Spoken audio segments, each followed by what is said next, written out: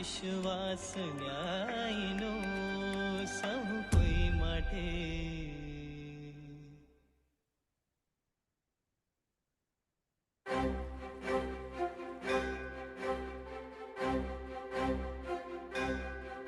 અનુભૂતિ ન્યાયની સૌ કોઈ માટે.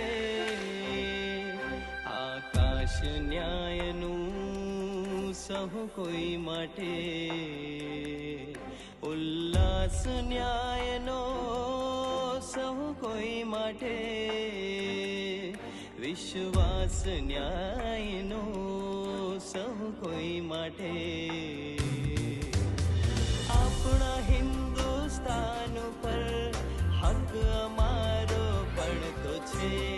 ન્યાયના આગરની ઉપર હક અમારો પડતો છે. એક મુઠ્ઠી આભ ઉપર હક અમારો પડતો છે. એક મુઠ્ઠી આભ ઉપર હક અમારો પડતો છે.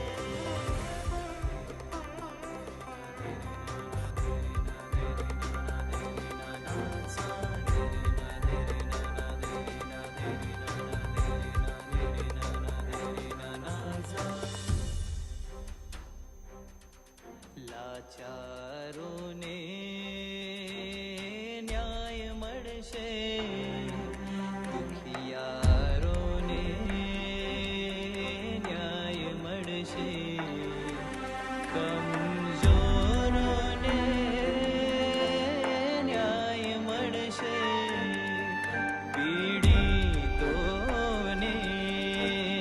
ન્યાય મળશે. આપણા હિન્દુસ્તાન પર હક અમારો પડતો છે. આશના ઉદ્યાન ઉપર હક અમારો પડતો છે. એક મુઠ્ઠી આભ ઉપર હક અમારો પડતો છે. એક મુઠ્ઠી આભ ઉપર હક અમારો પડતો છે. અનુભૂતિ ન્યાયની સહુ કોઈ માટે. આકાશ ન્યાયનું સહુ કોઈ માટે. ઉલ્લાસ ન્યાયનો સહુ કોઈ માટે. વિશ્વાસ ન્યાયનો સહુ કોઈ માટે.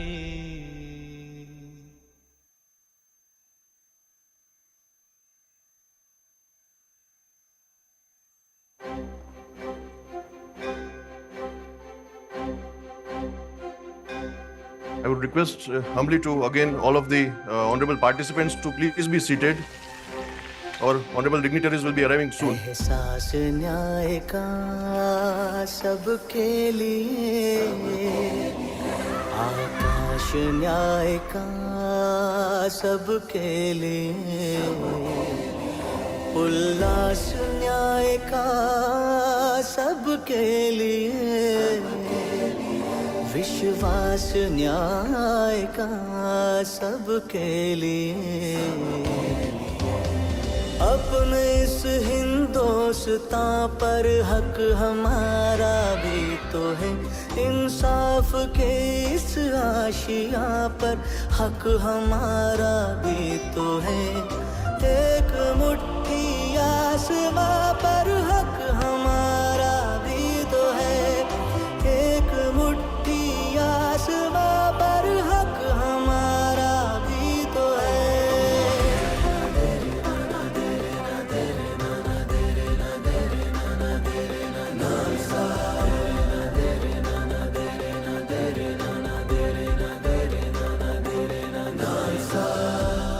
ये ना सोचो दर्द हमारा कहीं सुना न जाएगा. अब न्यायालय खुद चलकर चौपालों तक आएगा. लाचारों को न्याय मिलेगा. दुखियारों को न्याय मिलेगा. कमजोरों को न्याय मिलेगा.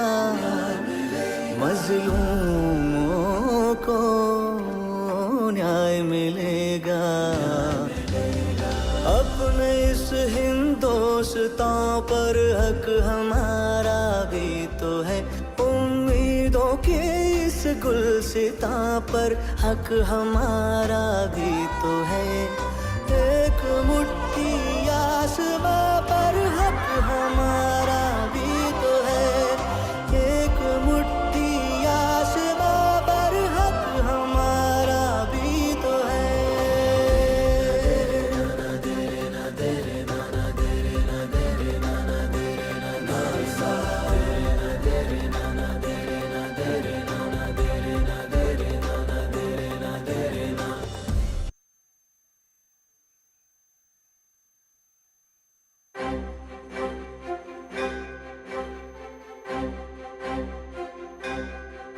અનુભૂતિ ન્યાયની સહુ કોઈ માટે,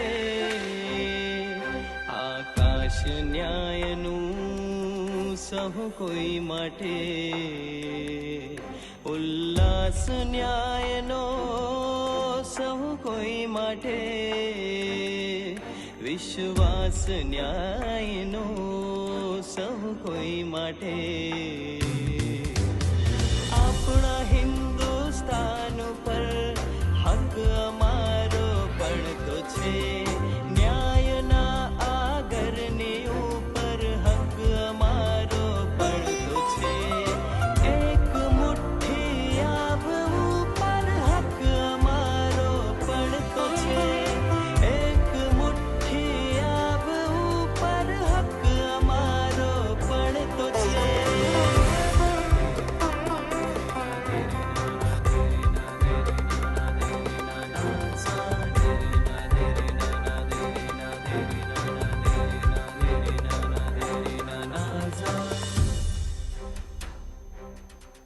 લાચારોને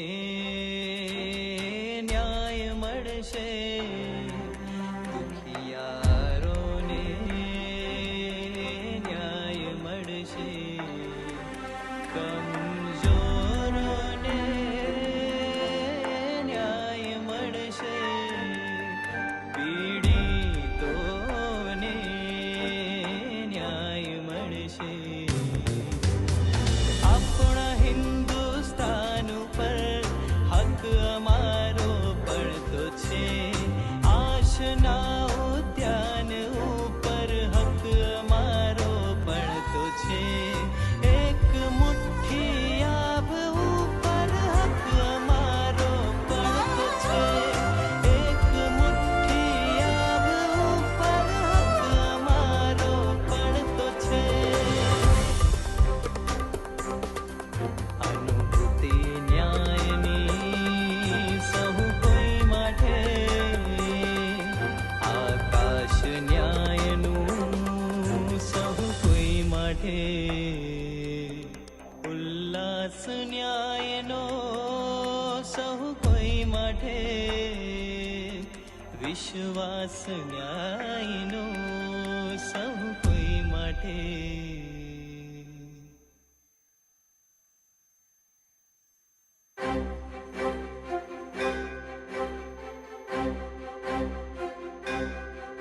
અનુભૂતિ ન્યાયની સહુ કોઈ માટે, આકાશ ન્યાયનું સહુ કોઈ માટે, ઉલ્લાસ ન્યાયનો સહુ કોઈ માટે,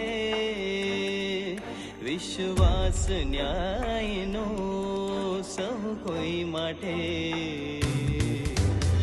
આપણા હિન્દુસ્તાન પર હક અમારો પડતો છે, ન્યાયના આગરની ઉપર હક અમારો પડતો છે, એક મુઠ્ઠી આભ ઉપર હક અમારો પડતો છે, એક મુઠ્ઠી આભ ઉપર હક અમારો પડતો છે।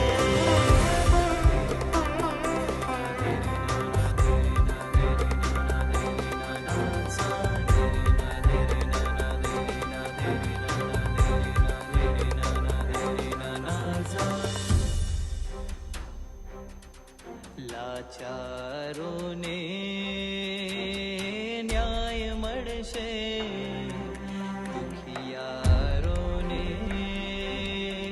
ન્યાય મળશે કમજોરોને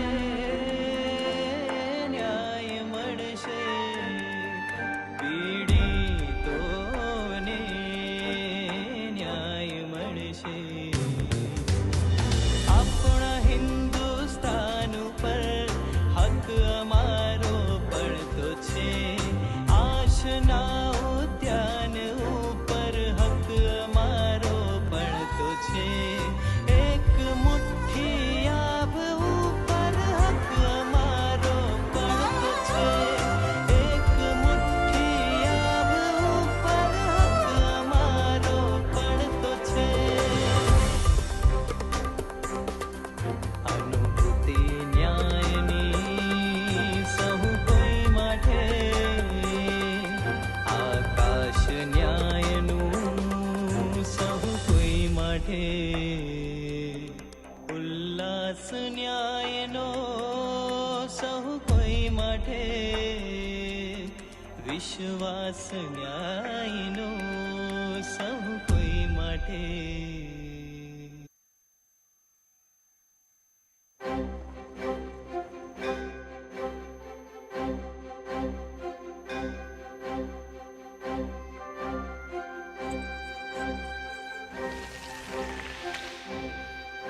एहसास न्याय का सबके लिए आकाश न्याय का सबके लिए उल्लास न्याय का सबके लिए विश्वास न्याय का सबके लिए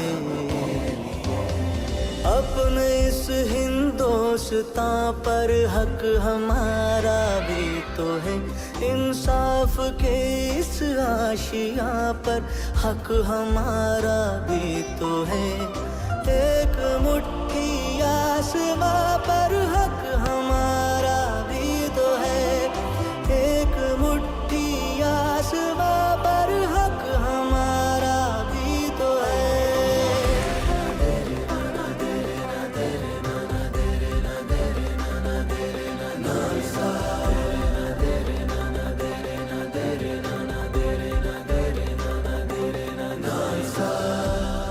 ये ना सोचो दर्द हमारा कहीं सुना न जाएगा अब न्यायालय खुद चलकर चौपालों तक आएगा लाचारों को न्याय मिलेगा दुखियारों को न्याय मिलेगा कमजोरों को न्याय मिलेगा मजलूमों को न्याय मिलेगा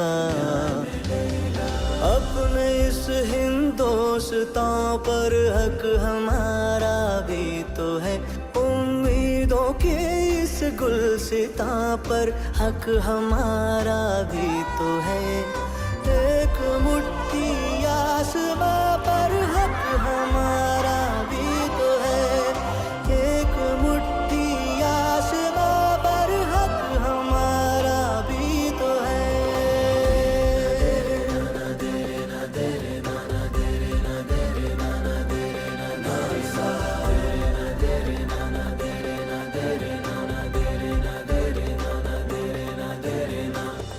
गरीब और कमजोरों को मुफ्त एवं सक्षम कानूनी सहायता के लिए प्रतिबद्ध विधिक सेवा प्राधिकरण नालसा न्याय सबके लिए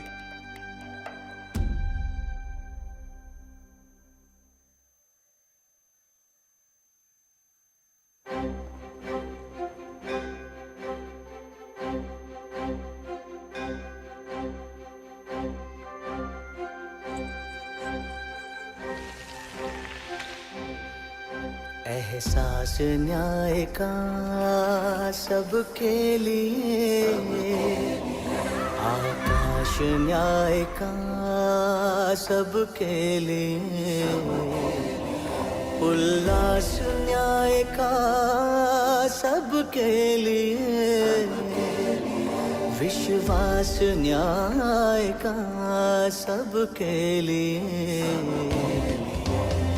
अपने इस हिंदुस्तान पर हक हमारा भी तो है, इंसाफ के इस आशिया पर हक हमारा भी तो है। एक मुट्ठी आसमां पर हक हमारा भी तो है, एक मुट्ठी आसमां पर हक हमारा भी तो है।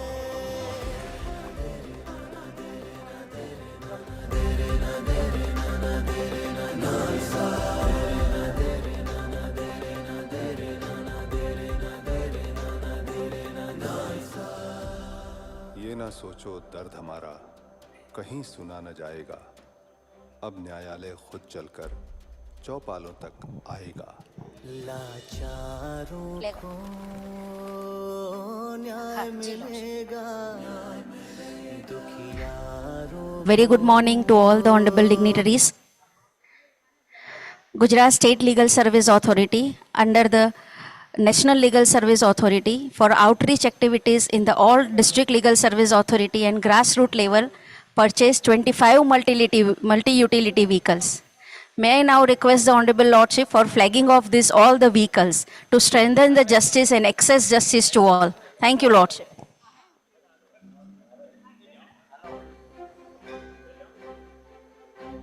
અહીંયા આપો ને લોર્ડશિપને આગળ આપો.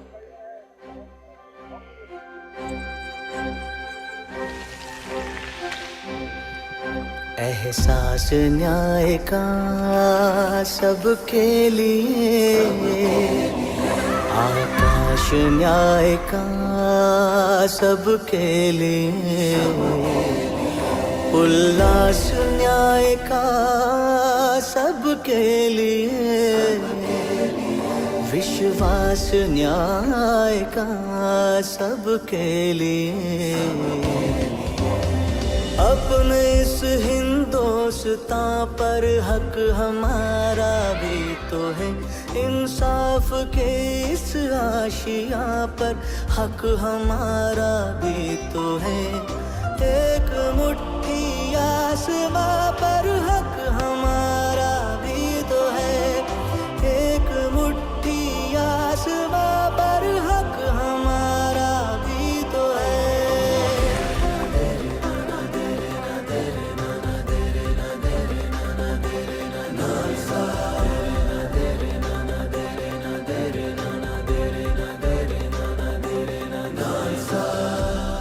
ये ना सोचो दर्द हमारा कहीं सुना न जाएगा, अब न्यायालय खुद चलकर चौपालों तक आएगा।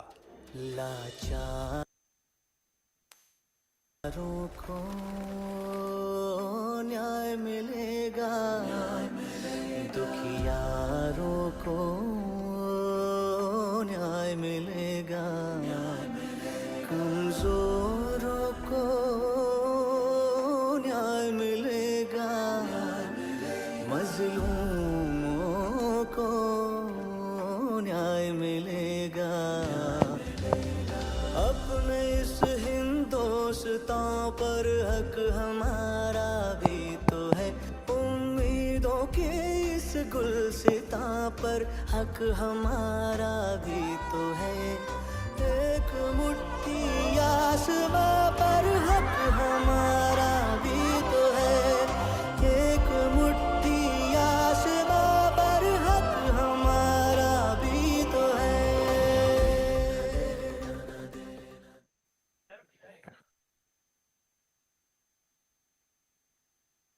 Good morning, everybody. Honorable dignitaries will be arriving soon.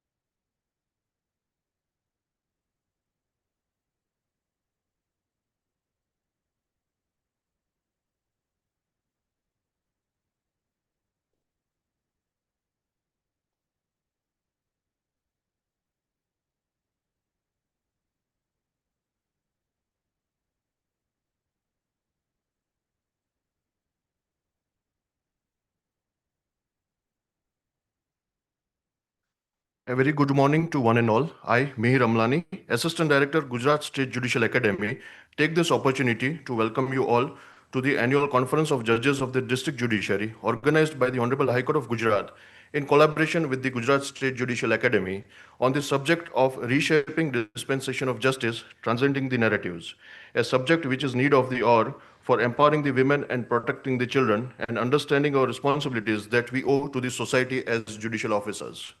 It gives me immense pleasure in welcoming our honorable dignitaries. Please join us in welcoming the dignitaries who otherwise needs no introduction.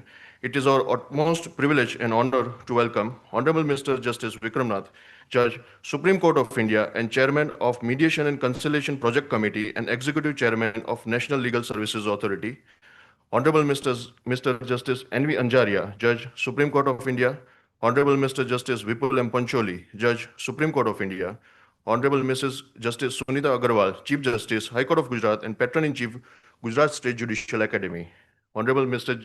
Justice A.Y. Kokje, Senior Most Judge, High Court of Gujarat and Executive Chairman, Gujarat State Legal Services Authority, Honorable Mr. Justice A.S. Supaya, Judge, High Court of Gujarat and Chairman, Gujarat High Court Legal Services Committee, Honorable Mr. Justice Bhargav Dikaria, Judge, High Court of Gujarat and President of Gujarat State Judicial Academy. We welcome your lordships.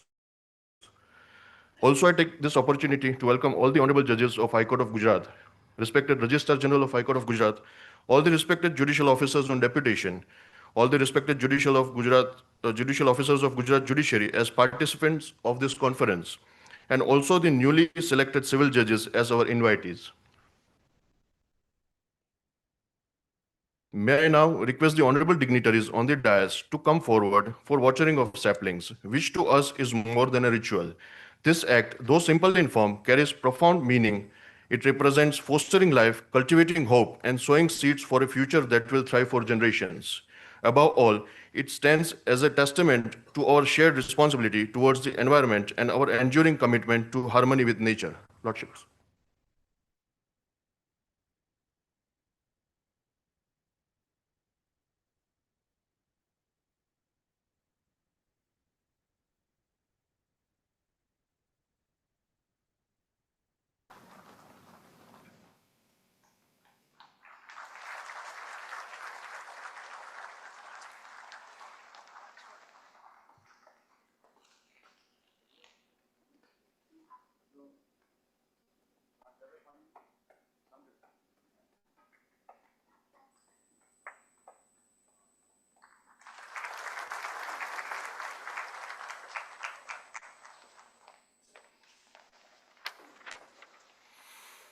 Thank you, honorable lordships.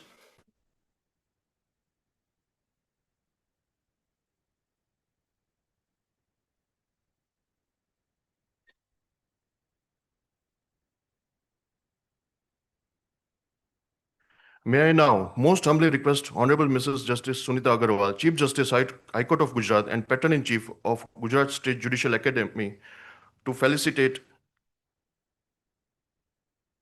Honorable Mr. Justice Vikramnath, Judge, Supreme Court of India, with bouquet and memento.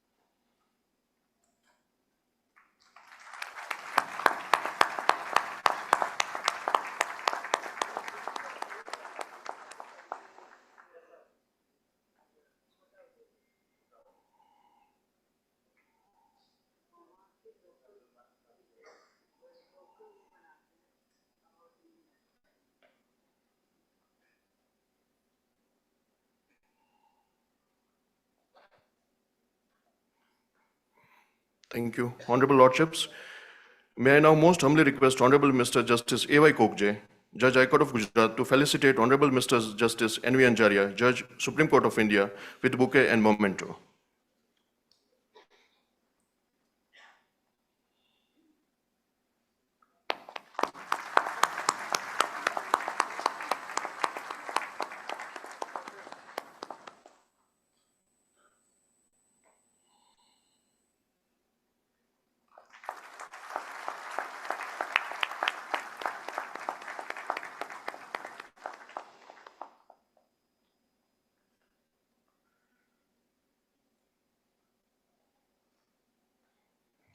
Thank you, Honorable Lordships. May I request most humbly Honorable Mr. Justice A. Suppaiah, Judge High Court of Gujarat, to felicitate Honorable Mr. Justice Vipul M. Pancholi, Judge Supreme Court of India, with bouquet and memento.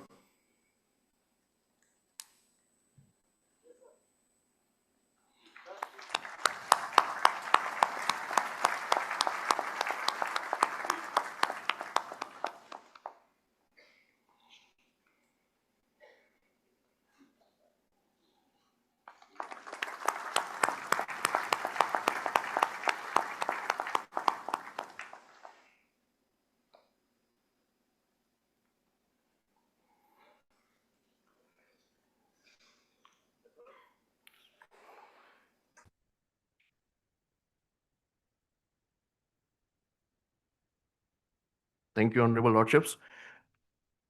May I now most humbly request Honorable Mrs. Justice Sunita Agarwal, Chief Justice, High Court of Gujarat and Patron-in-Chief of Gujarat State Judicial Academy, to kindly give the welcome address.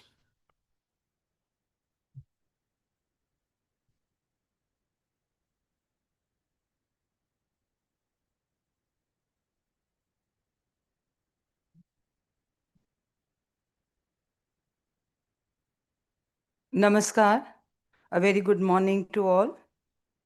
Honorable Mr. Justice Vikram Nath, Judge Supreme Court of India, Executive Chairperson NALSA, Honorable Mr. Justice Nilay V. Anjaria, Judge Supreme Court of India, Honorable Mr. Justice Vipul M. Pancholi, Judge Supreme Court of India, Honorable Mr. Justice A. Y. Kokje, Senior Judge, High Court of Gujarat and Executive Chairperson, Gujarat State Legal Services Authority.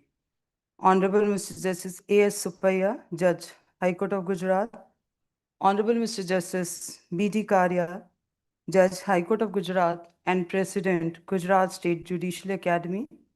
My esteemed brother and sister judges of the High Court of Gujarat, Registrar General and officers of the Registry of the High Court, Director, Deputy Director and Assistant Directors of the Gujarat State Judicial Academy, officers of Legal Department of the State, participant judges of the District Judiciary of the State of Gujarat present in this hall and joined on virtual mode, community mediators of trading communities of Gujarat, learned trained mediator trainers, lawyers, distinguished guests, ladies and gentlemen. Before beginning my address, I must announce that we have also invited the fresh recruits to the post of Junior Division who are still awaiting their appointment letters. I welcome you all on behalf of the entire state judiciary. It is my proud privilege to welcome you all to this annual conference of the District Judiciary on reshaping the dispensation of justice, transcending the narratives. We are profoundly honored to have Honorable Mr. Justice Vikram Nath, Judge Supreme Court of India amongst us today. We thank His Lordship for graciously accepting our invitation to inaugurate the conference. Your Lordship is not merely an auspicious guest, but is a part of this institution. Under His Lordship's leadership as the Chief Justice of the Gujarat High Court, several important steps were taken, foundations were laid for strengthening the institution. His Lordship made history as the first Chief Justice of a High Court to live stream court proceedings, bringing the work of the Gujarat High Court closer to the citizens. This reflected a deep conviction that justice must not only be done, but must be seen and felt. His Lordship has emphasized that, I quote, "The Constitution speaks to everyone.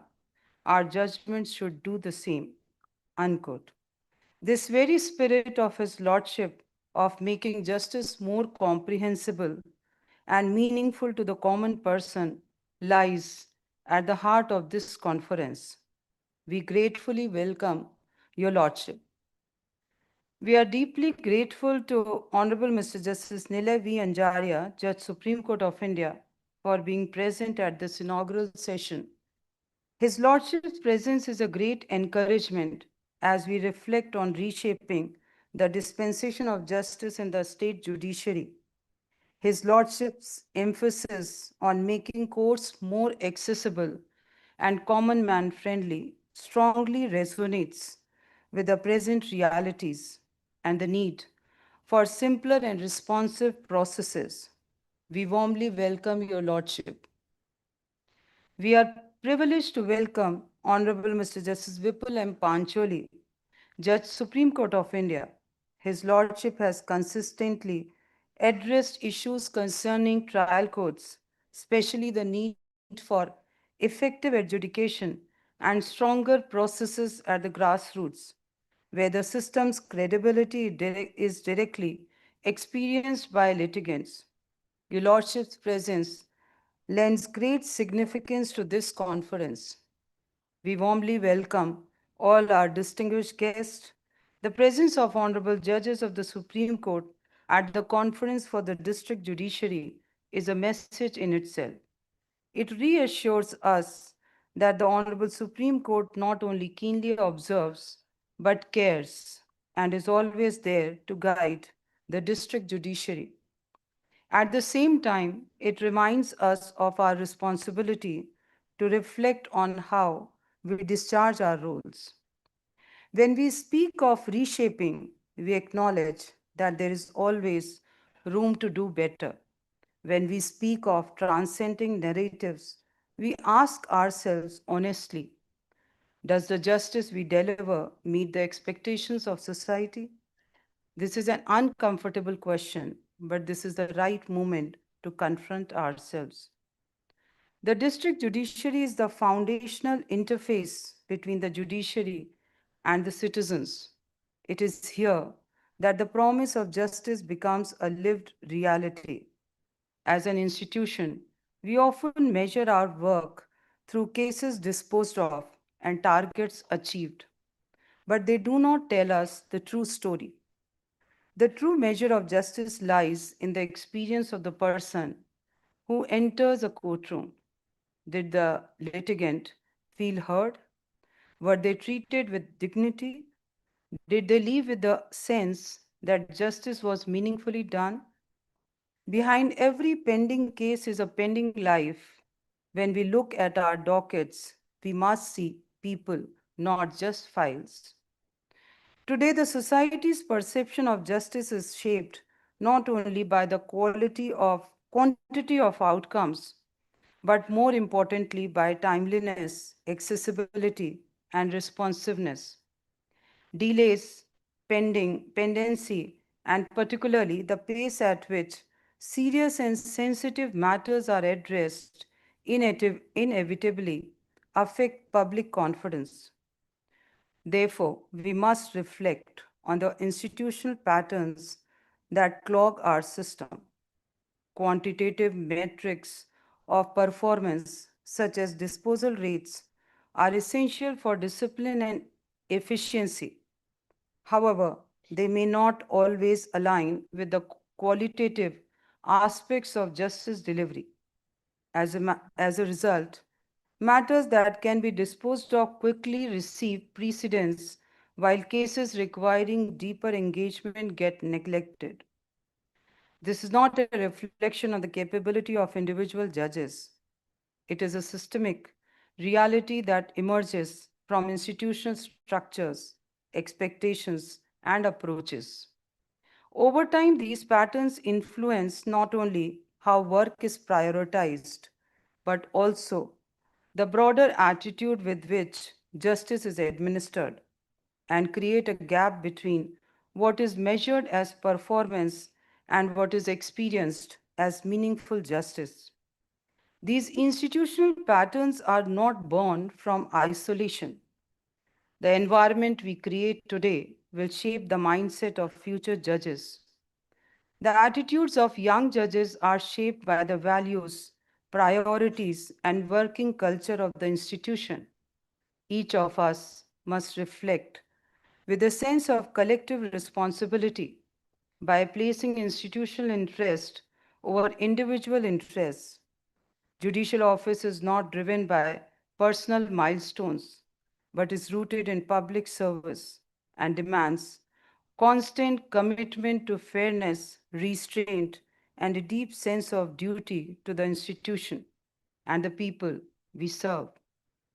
Therefore, every case deserves attention according to its sensitivity and seriousness, and every courtroom interaction calls for our thoughtful response. Our individual conduct is integral to the delivery of justice and shapes public trust. This is not a burden, but the very essence of the responsibility we hold. When a judge speaks, it is the voice of the judiciary that is heard. When a litigant leaves a courtroom, the impression they carry is not of one judge, but of the whole justice system. For a common person in search of justice, the idea of approaching a court is often accompanied by fear and uncertainty. That perception must change. Justice must feel accessible and approachable. Public trust is the most precious asset of this institution. It is built through everyday experiences in courtrooms. It grows when litigants feel heard and respected, and diminishes with each instance of delay or indifference. To strengthen that trust, we must recognize and transcend patterns shaped by systemic narratives, by institutional attitudes and approaches that adversely influence how justice is delivered. Transcending these narratives is nothing but aligning efficiency with the broader objective of effective and meaningful dispensation of justice. The theme of this annual conference, Reshaping Dispensation of Justice, Transcending the Narratives, has been chosen with this very purpose. It is an opportunity for us to engage in an honest dialogue about the present state of justice delivery and the need for reform. The endeavor is not to find fault, but to reflect, understand, and evolve. Over these 2 days, we will engage with key questions. What does society expect of us today? What realities emerge from our system? How do we identify and address institutional patterns? And how do we shape, in concrete and practical terms, the dispensation of justice to make it truly efficient and responsive? Our willingness to reflect openly and collectively as one institution is itself the beginning of the reform. The steps we take as an institution must reflect the resolve we speak of. The judiciary in Gujarat has taken many such steps to strengthen court administration and governance, and today we are continuing in that direction. The launch of the policy on the use of artificial intelligence in judicial and court administration in the state of Gujarat is the first of its kind by a high court in India. It harnesses the power of artificial intelligence to enhance efficiency and accessibility in justice delivery, while firmly placing human oversight and judicial independence at its core. The free e-certified copy facility is a step towards making the Gujarat High Court truly a people's court by making processes simpler and faster. The annual report 2025 of the Gujarat State Judicial Academy is a testament to the Academy's guiding principle that learning has no end. We are also elated to announce that 11 mediator lawyers from Gujarat have completed training as mediator trainers and will receive their empanelment certificates today from the esteemed hands of Justice Vikram Nath, the executive chairperson of NALSA, and honorable judges of the Supreme Court. The launch of community mediation for trading community in Gujarat seeks to promote a stable trade environment by formalizing existing practices in alignment with the Mediation Act of 2023 and providing a panel of community mediators trained under the NALSA training module. These initiatives will facilitate efficiency, transparency, and accessibility, which are core components of effective dispensation of justice. Before concluding, I must say that we are fortunate to have the honorable judges of the Gujarat High Court guiding us in the technical sessions. Their willingness to engage in dialogue, supported by an extensively evaluated database prepared through several meetings, reflects their unwavering commitment to the cause of justice. We are truly grateful for their invaluable time devoted to this conference. On my behalf and on behalf of my brother and sister judges, I express our deepest gratitude to the gracious presence of Honorable Mr. Justice Vikram Nath, Honorable Mr. Justice N.V. Anjaria, and Honorable Mr. Justice V.M. Pancholi, judges of the Supreme Court. We are truly honored by the engagement of all distinguished dignitaries on and off the dais. We are grateful to Honorable Mr. Justice A.Y. Kokje, Executive Chairperson, Gujarat State Legal Services Authority, for his efforts in nurturing the trading community mediation and completion of mediator trainers training program. Special thanks to Honorable Mr. Justice B.D. Karia, President of Gujarat State Judicial Academy, for his care and invaluable guidance in organizing this event. We express our heartfelt thanks to the Information Technology Committee and IT team of the High Court of Gujarat for bringing the vision of the AI policy and the free certified copy facility into reality. Special mention to Honorable Mr. Justice Nikhil S. Kerial for mooting the idea of AI policy. We are deeply grateful to the Mediation Monitoring Committee for strengthening the mediation centers and panel of mediators in the state. We have total 160 court-annexed mediation centers in the state, 36 out of which are in district headquarters and 124 at taluka places. In the last 2 years, 118 mediation centers have been established. Total 1,217 mediators are actively working in the entire state as on date. I sincerely thank my esteemed brother and sister judges of the Gujarat High Court, whose wholehearted involvement has made this conference possible. We especially acknowledge the director, deputy director, and assistant directors of the Gujarat State Judicial Academy for preparing the database on which the technical sessions are rooted and for their contribution in organizing this event. We must place on record our sincere appreciation to the Registrar General, the Registrar of the IT Cell of the High Court, Member Secretary, Gujarat State Legal Services Authority, and their team for their commendable coordination in planning and execution.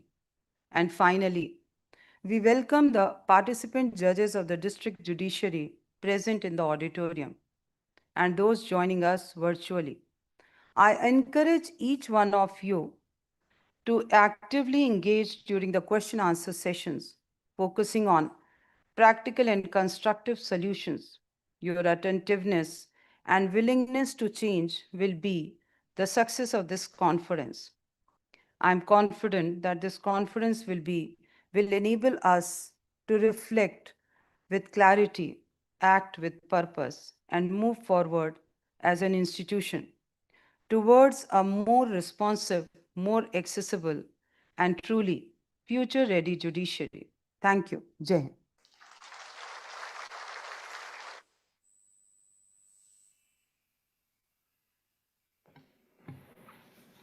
Obliged, Honorable Lordship. May I now request respected brother Mr. G.J. Shah, Registrar SCMS and ICT and Central Project Coordinator, E-Courts Project, to kindly come forward for launching of the AI policy for the Gujarat Judiciary and launching of free e-certified copy facility for Honorable High Court.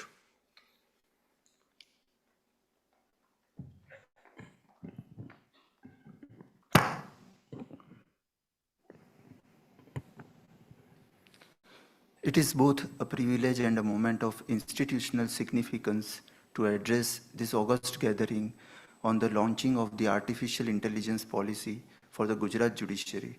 It is with great privilege that we present the AI usage policy conceived under the visionary leadership of Honorable the Chief Justice Sunita Agarwalji with the objective of harmonizing technological advancements with the constitutional principles of justice delivery. This policy reflects a thoughtful and forward-looking approach to ensure that innovation strengthens without compromising judicial independence and human accountability. I now respectfully invite our esteemed Chief Guest, Honorable Mr. Justice Vikramnath, Judge Supreme Court of India, to kindly unveil the AI usage policy.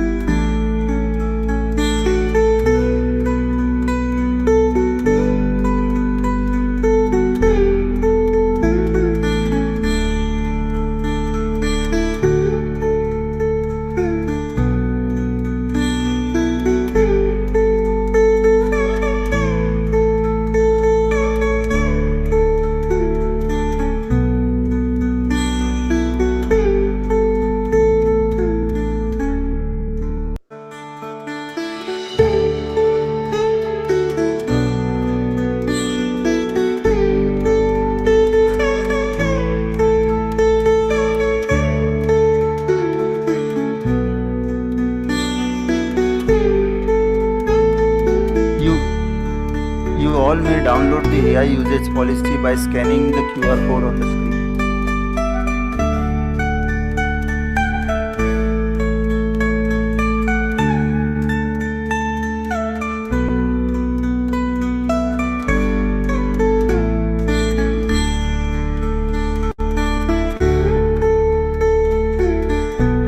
Now, we will announce our scheme for e-certified copy.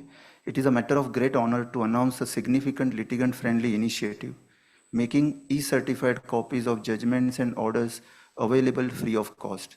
This litigant-friendly initiative is a testament to the vision of the Honorable Chief Justice Sunita Agarwalji with a focus on enhancing accessibility, affordability, and ease of justice delivery, ensuring that technology bridges the gap between the court and the common man.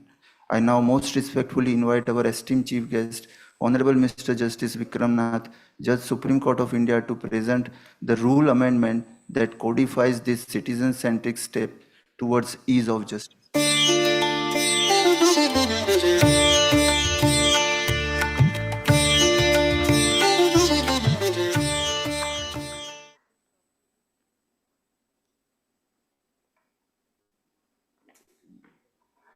Thank you, Lordships.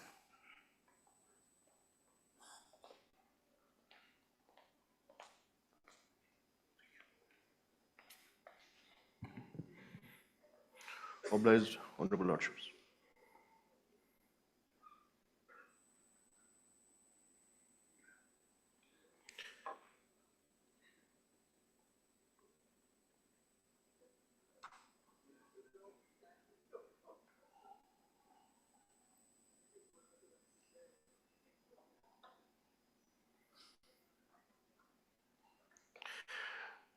May I now request respected sister Ms. H.M. Pawar, Member Secretary, Gujarat State Legal Services Authority, to kindly take over the session for the distribution of certificates to the TOT mediators and launch of community mediation trading community in state of Gujarat.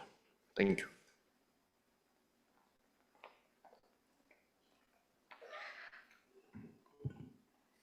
Good morning to all honorable dignitaries on the dais and off the dais. Under the visionary leadership of Honorable Ms. Justice Sunita Agrawal, Chief Justice, High Court of Gujarat and Patron-in-Chief of the Gujarat State Legal Service Authority, and under the able guidance and support of Honorable Mr. Justice A.Y. Kokje, Judge, High Court of Gujarat and Executive Chairman of Gujarat State Legal Service Authority, Gujarat has witnessed remarkable progress in the field of mediation over the past years. Today makes a historic and proud moment for the state of Gujarat, as the Gujarat State Legal Service Authority has successfully completed all training schedule and norms of the MCPC and created a dedicated pool of trainers, our own trainers.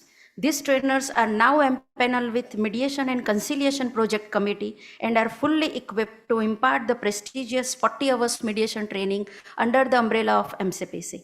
This is indeed a significant milestone in the strengthening the mediation movement in Gujarat. May I humbly request Honorable Mr. Justice Vikram Nath Sir, Judge, Supreme Court of India, Executive Chairman of NALSA and Chairman of MCPC, to kindly present the certificate to Mr. Amar N. Bhatt, Senior Advocate, High Court of Gujarat. Sir, please come on the stage to collect the certificate.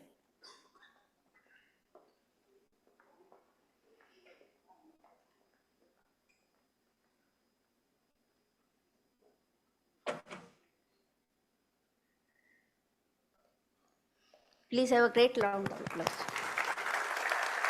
Thank you. Thank you, sir. May I again request your lordships to please present the certificate to Mr. Pitambar Abhichandani, Advocate, High Court of Gujarat.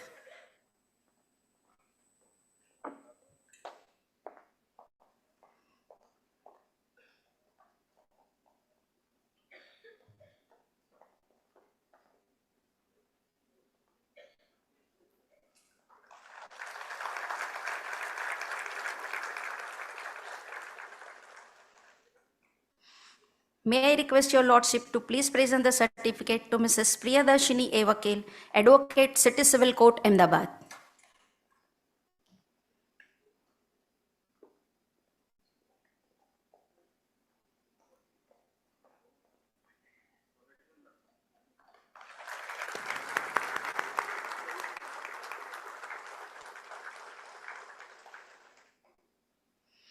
May I request Honorable Mr. Justice N.V. Anjaria, Judge, Supreme Court of India, to kindly present the certificate to Mr. Manan Bhatt, Advocate, High Court of Gujarat.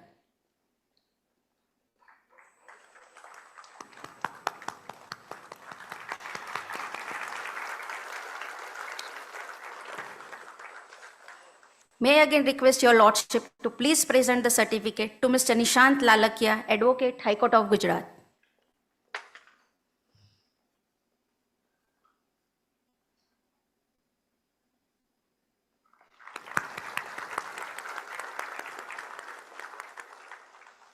May I again request your lordship to please present the certificate to Mr. Hardik Soni, Advocate, High Court of Gujarat.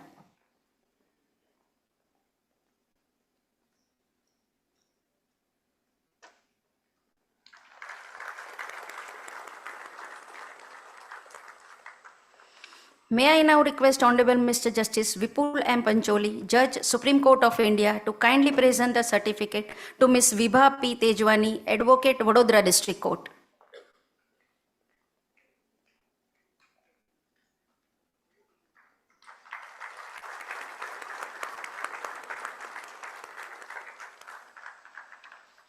May I request your lordship to please present the certificate to Mr. Vaidehi K. Trivedi, Advocate, Vadodara District Court.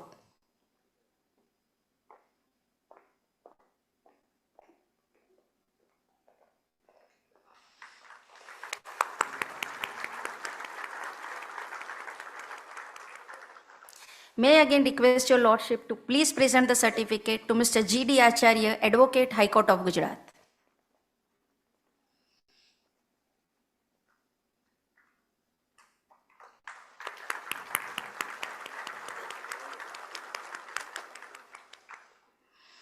May I now request Honorable Mrs. Justice Sunita Agrawal, Chief Justice, High Court of Gujarat and Patron-in-Chief of Gujarat State Legal Service Authority to kindly present the certificate to Dr. Radhesh Vyas, Advocate, High Court of Gujarat.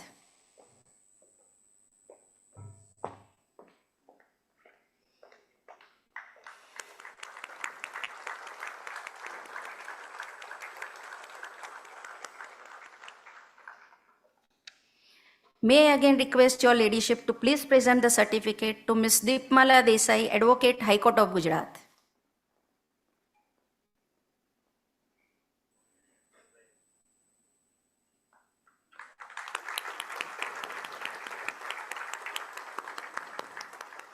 Thank you, Honorable Lordship. Resolving dispute through mutual understanding and dialogue is not new to the Gujarat. Our business community have long practice of this tradition through Chamber of Commerce and Mahajan Mandals. Taking this forward, the Gujarat State Legal Service Authority now launches community mediation in training community, giving structure to this enduring tradition. May I now humbly invite Honorable Justice A.Y. Kokje, Judge, High Court of Gujarat and Executive Chairman of Gujarat State Legal Service Authority to kindly introduce the subject and address the August gathering. Please, Lordship.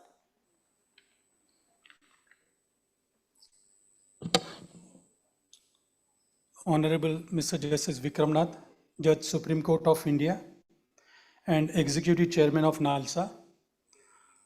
Honorable Mr. Justice Nilevi Anjaria, Judge Supreme Court of India. Honorable Mr. Justice Vipul Pancholi, Judge Supreme Court of India. Honorable the Chief Justice Sunita Agarwal. Honorable Mr. Justice A. Supaiya, Chairman, Gujarat State Legal Service Committee. Honorable Mr. Justice Bhargav D. Karya, President, Gujarat State Judicial Academy, my sister and brother judges, the Registrar General, judicial officers and other officers, the members of the registry, members of the State Legal Service Authority and Gujarat State Judicial Academy, learned judges of the District Judiciary, invitee community mediators, mediator trainers. Good morning to all. It's a matter of great pride and privilege to stand before you all for launching a visionary initiative of community mediation in the trading community in the state of Gujarat under the aegis of Gujarat State Legal Service Authority. Gujarat has always been recognized as a vibrant hub for trade and commerce and entrepreneurship. The spirit of enterprise runs deep into the soil. From traditional markets to global industries, Gujarat business ecosystem has been built on one fundamental principle, that is trust. Trust in relationship, trust in commitment, and trust in community wisdom. Gujarat has historically and culturally been closely associated with trading activity. We are aware of our traders, even 100 to 200 years back, actively engaged in trading with the African and Middle Eastern countries by sea route. Even today, trade is a mainstay in Gujarat.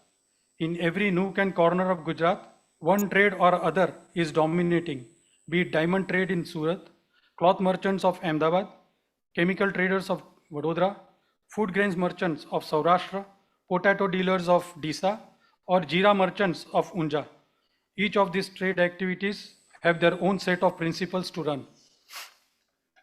For decades, our Mahajan Mandals, Chamber of Commerce, and various trade associations have played a silent yet powerful role in resolving disputes. Without any lengthy procedures, disputes were settled through dialogues, mutual understanding, and the guidance of the respected community members. The tradition reflects the true essence of justice, which is accessible, acceptable, and amicable. As we all know, with the rapid expansion of business globalization and increased complexity of commercial transaction, disputes today have become more intricate. The need of the hour is not to replace the traditional system, but to strengthen them, to give them a structural, legal support and professionally guided framework.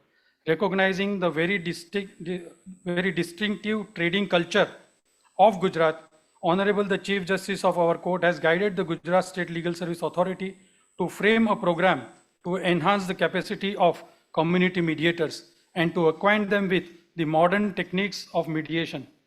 Today is indeed an opportune moment as we are in the august presence of none other than the Executive Chairman of NALSA, Honorable Mr. Justice Vikram Nath, along with Honorable Judges Nilay V. Anjaria and Honorable Mr. Justice Vipul Pancholi, Judges of the Supreme Court, as we announce the opening of the program of community mediators with the focus on various trading and business activities.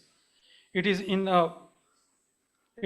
with a reaching vision of the Gujarat State Legal Service Authority bring forward the initiative of community mediation in the trading community in alignment with the Mediation Act 2023 with the guidance of NALSA. The initiative is unique. It does not create a new system.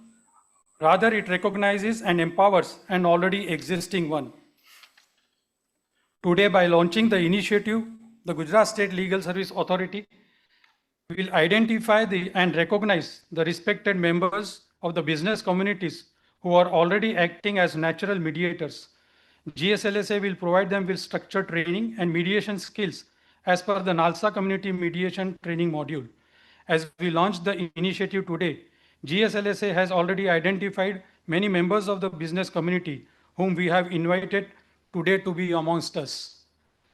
Mrs. Geeta Goradia, she is a distinguished entrepreneur and an industry leader, former chairman of FICCI, Gujarat, and first woman president of Federal Gujarat Industry, currently serving as a managing director of Jewel Consumer Care Private Limited. She is actively involved in social service, education, entrepreneurship, advocacy, and effective dispute resolution by community mediation. Lieutenant Colonel Dr. Kamalpreet Saggi. She is a soldier scholar and a strategic leader with over 2 decades of experience in Indian Army, corporate leadership of Amazon, and public service combining military discipline and psychological insight. She focuses on pre-litigation conflict resolution, psychological support, and mentorship, promoting emphatic and responsible community mediation to the soldiers. Mr. Samir Parikh, a senior seasoned HR leader, entrepreneur and social sector contributor with 35 years of experience, known for his candid approach and deep understanding of organizational dynamics, which he effectively uses in dispute resolution by way of community mediation. Lastly, Mr. Sandeep Shah, he is a textile manufacturer and chairman of Muscati Market Arbitration Committee, Ahmedabad, with 11 years of experience in arbitration, including 7 years as its chairman. He has already handled almost 2,000 cases, 60% of which have been resolved amicably. May I now request, with the permission of the Chief, the community mediators to rise on their seats so that the House can applaud and acknowledge their presence. Please give them a round of applause.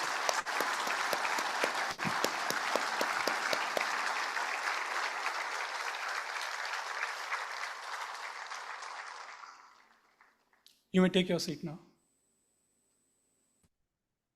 This initiative of Gujarat State Legal Service Authority, under the guidance of Honorable Justice Vikram Nath, will strengthen the business relationship, enhance trust within the trading community, reduce unnecessary litigation, and contribute to easing the burden on courts. Ultimately, it will improve the ease of doing business in Gujarat and promote economic stability. Once again, I thank you all and our Chief Justice for giving this opportunity to introduce the concept of community mediation, trading and business community to the Gujarat State Legal Service Authority. Thank you. Jai Hind.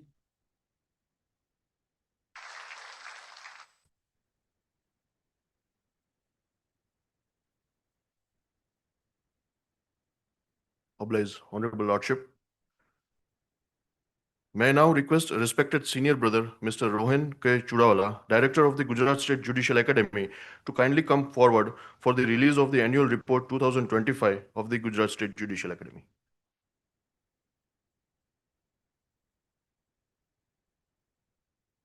Thank you, Mayor. Respected dignitaries on the dais, dignitaries of the dais, and respected brother and sister judges of my state judiciary, a very good morning to one and all. Friends, the year 2025 was a remarkable year for the Gujarat State Judicial Academy. for the reason that during this year of 2025, almost more than 33,500 stakeholders participated in various trainings, workshops, programs, and couple of conferences. Friends, during that year, that is 2025, we also witnessed the ongoing work of number of infrastructural developments and changes. I will now request all the honorable dignitaries on dais to release the publication of Annual Report 2025 of the Gujarat State Judicial Academy.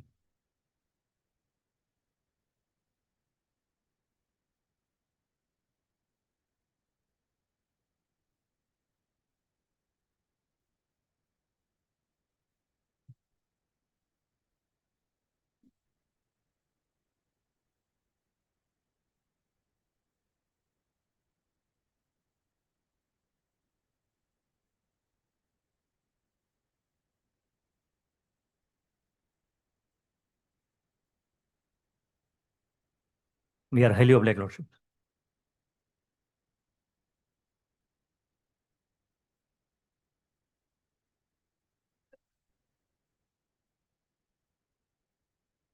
Thank you, Honorable Lordships. May I now most humbly request Honorable Mr. Justice Vipul M. Pancholi, Judge, Supreme Court of India, to kindly give the occasional address. Please, Lordship.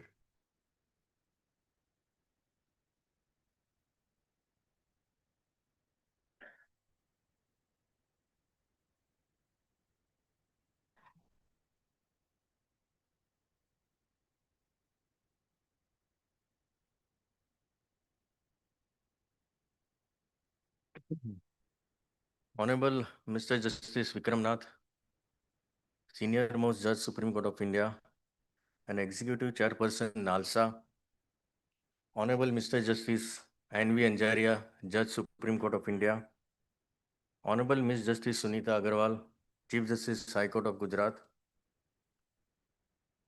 Justice Alpesh Kokje, Justice A. Supaiya, Justice Bhargav Karia, Judges of High Court of Gujarat, other brother and sister judges of Gujarat High Court, learned Registrar General and members of the Registry, learned judicial officers of District Judiciary, learned master trainers and learned community mediators, ladies and gentlemen, good morning.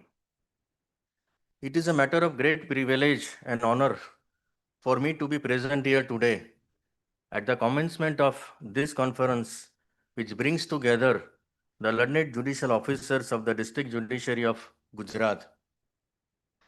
I express my sincere gratitude for the opportunity to speak before such a distinguished gathering. The title of this conference, Reshaping Dispensation of Justice, Transcending the Narrative, is not merely a theme. It is, in my respectful understanding, a call to action. It is an invitation to each one of us to pause, to reflect, and to recommit ourselves to the ideals that brought us into this noble profession. The district judiciary occupies a position of foundational importance in our justice delivery system. It is at this level that the judiciary meets the citizen. For a vast majority of our people, the district courts are not merely one tier among many, they are the judiciary. The litigant who walks into a trial court carries with them not just a case file, but a story, often of grievance, sometimes of injustice, and always of hope. It is here that the constitutional promises are translated into tangible outcomes. The administration of justice at the district level constitutes the foundational interface between the judiciary and the citizen. It is where governance becomes reality. Infrastructure has improved, technology has been introduced, case management systems have evolved. Yet, the core question remains, has the experience of justice improved commensurately? This is not a question of criticism, but of responsibility. We must recognize that the perception of justice today is shaped not only by the correctness of judgments, but by three interlinked factors: timelines, accessibility, responsiveness. A judgment delivered after an inordinate delay, however legally sound, often fails to inspire confidence. Justice delayed, as we know, is justice diluted. Society today observes the judiciary through a sharper lenses. There is an increasing sensitivity to pendency of cases, delays in adjudication, handling of sensitive matters. Cases involving women, children, and marginalized communities carry heightened expectation of urgency and sensitivity. Similarly, grave offenses, whether under special statutes or involving serious crimes, demand judicial attention that reflects their societal impact. At the same time, we observe a paradox. Routine litigation, such as check dishonor cases, civil disputes, or property matters, continues to face prolonged timelines. This had led to a gradual but significant shift. Citizens are beginning to question whether formal legal remedies are worth pursuing. Before we seek to reshape the system, we must first understand it. Judicial officers function within a structured institutional framework. Performance is often assessed through quantifiable metrics, disposal rates, pendency reduction, and timelines. These metrics serve an important purpose. They ensure accountability and efficiency. However, we must candidly acknowledge structural tension. Cases that are simpler and quicker to dispose of may receive priority. Complex matters requiring detailed evidence, multiple witnesses, or intricate legal reasoning demand time that is not always adequately accommodated within existing evaluation frameworks. This is not a reflection on the dedication of judicial officers. On the contrary, it highlights the misalignment between quantitative metrics and qualitative justice. A judicial officer may be compelled by systemic incentives to prioritize numbers over complexity. The question before us, therefore, is not whether judicial officers are committed. They undoubtedly are. The question is, are our systems designed to enable them to deliver meaningful justice? The theme of this conference urges us to transcend the narrative. But what is this narrative? It is the narrative that pendency is inevitable, delay is unavoidable, systemic constraints are unmanageable. To transcend this narrative is not to deny reality, it is to redefine it. It requires us to shift from management of backlog to management of justice outcomes, from metric-driven efficiency to qualitative effectiveness, from procedural compliance to substantive justice. This shift is not merely administrative, it is philosophical. Effective dispensation of justice must be understood not as speed alone, but as balance of timelines, fairness, accessibility, transparency, public confidence. A system that disposes of cases quickly but compromises on fairness is not effective. Similarly, a system that produces flawless judgments but after years of delay is equally deficient. The objective, therefore, is not speed at the cost of substance, but efficiency with integrity. District judicial officers are not merely adjudicators, they are custodians of trust. Every order passed, every adjournment granted, every interaction in the courtroom contributes to shaping public confidence in the judiciary. Three qualities in particular define effective judicial conduct: sensitivity, understanding that behind every file lies a human story; discipline, ensuring that proceedings move with purpose and direction; courage, taking decisions, especially difficult ones, with clarity and conviction. We stand today at the intersection of law and technology. The introduction of digital tools, case information systems, virtual hearing, digitized records has transformed the way courts function.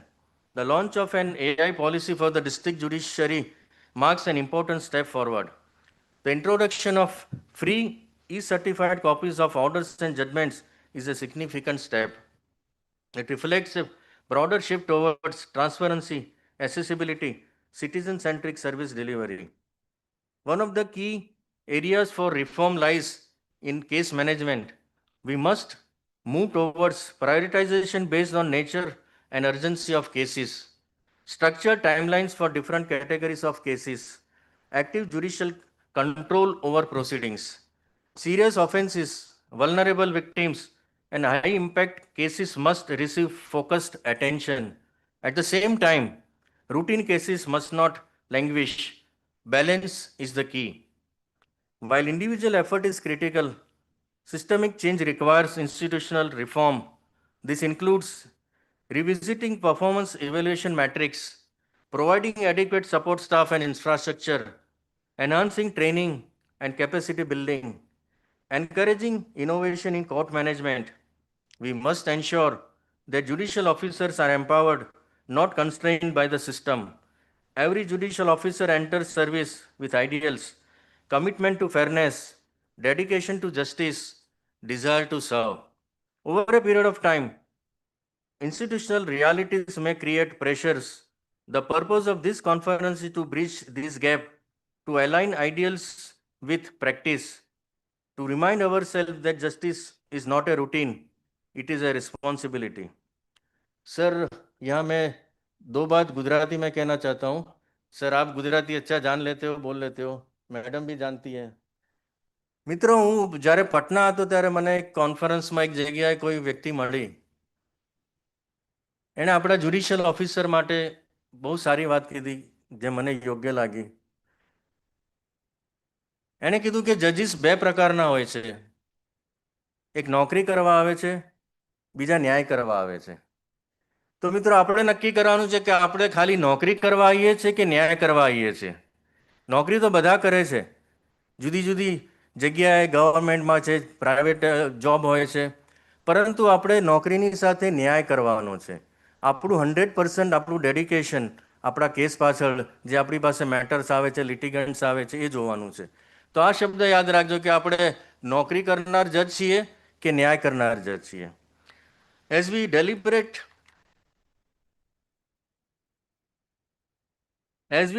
over the next 2 days, I urge all participants to engage with 3 guiding questions.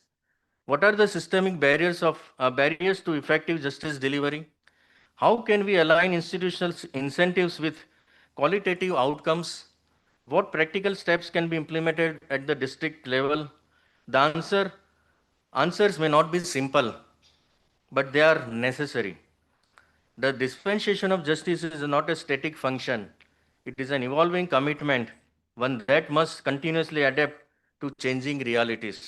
This conference represents an opportunity to reflect, to recalibrate, to reform. Let us move forward with a shared understanding that justice is not measured merely by number of cases disposed, but by confidence it inspires, the fairness it ensures, and the lives it transforms. Let us therefore transcend the narrative, not by rejecting it, but by reshaping it. I wish this conference great success and meaningful deliberation. Thank you. Jai Hind, Jai Jai, Garvi Gujarat.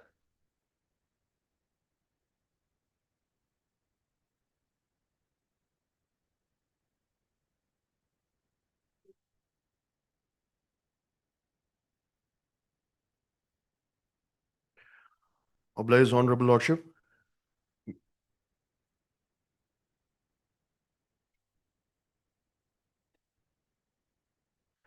May I now most humbly request Honorable Mr. Justice N.V. Anjaria, Judge, Supreme Court of India, to kindly give the occasional address. Please, Lordship.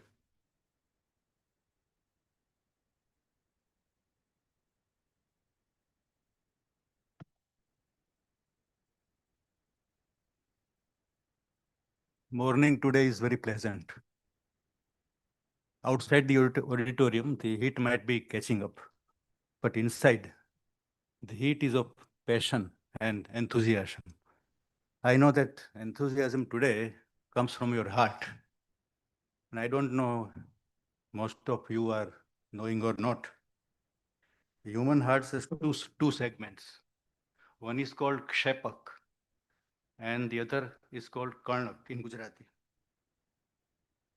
A person who is dear and near to heart finds his place in both segments. Once the Chief Justice of this very High Court and now the Judge, Supreme Court of India, who is like Karnak and Kshepak for us.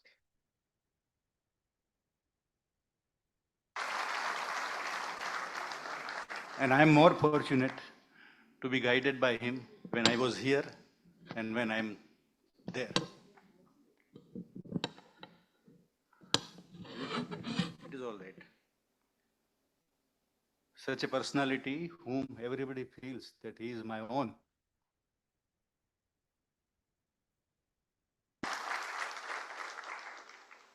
Justice Vikramnath, Judge Supreme Court of India. The way the Chief Justice Vikramnath reshaped the dispensation of justice during COVID is second to none. Justice Vipul Pancholi, Judge Supreme Court of India, cool and calm, yet effective.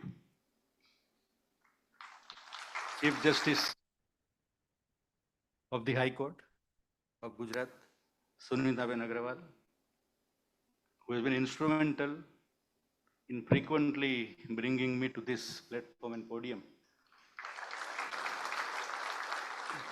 enabling me to connect with my own High Court. And I have my own doubt that a fresh invitation for new program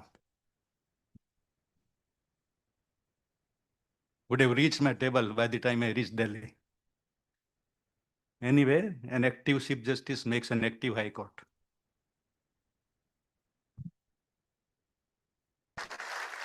Justice Kokje, I'm always envious about his height.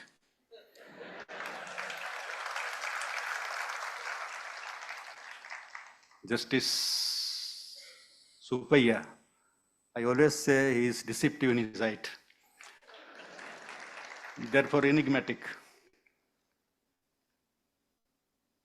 Justice Bhargav, he is the president of the Gujarat State Judicial Academy, which is the co-host. Justice Bhargav Karya must have and must be one who has successfully trumped this conference. He won't mind my using this word.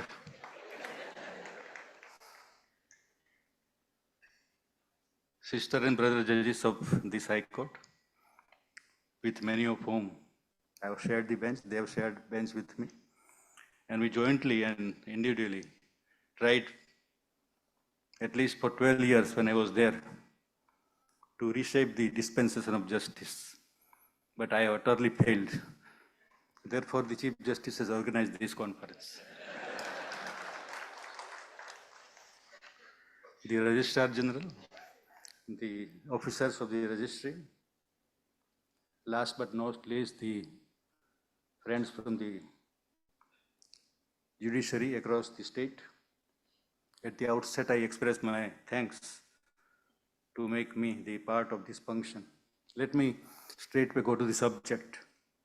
Reshaping of dispensation of justice, transcending the narratives.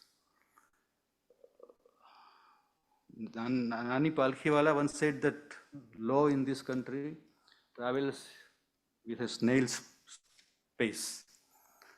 And in understanding this subject, I traveled with the same pace. I wanted to ask some professor, what does it mean? But then one of my advocate friend came to my rescue, and I could comprehend the subject. In my view, how to reshape ourselves, the judges, the lawyers, and the stakeholders in the justice delivery system to ensure meaningful, inspiring, and dignified justice. This perhaps means the reshaping of the very pillar of the democracy.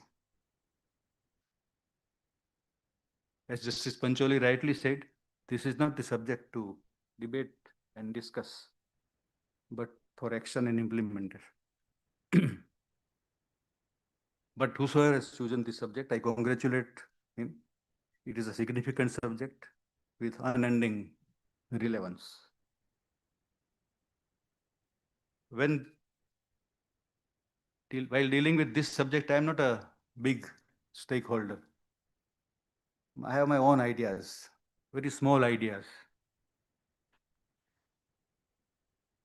Methods, technology, everything is all right. They are worthy for elevating the status and effectivity of justice. But then in my view, there are two aspects.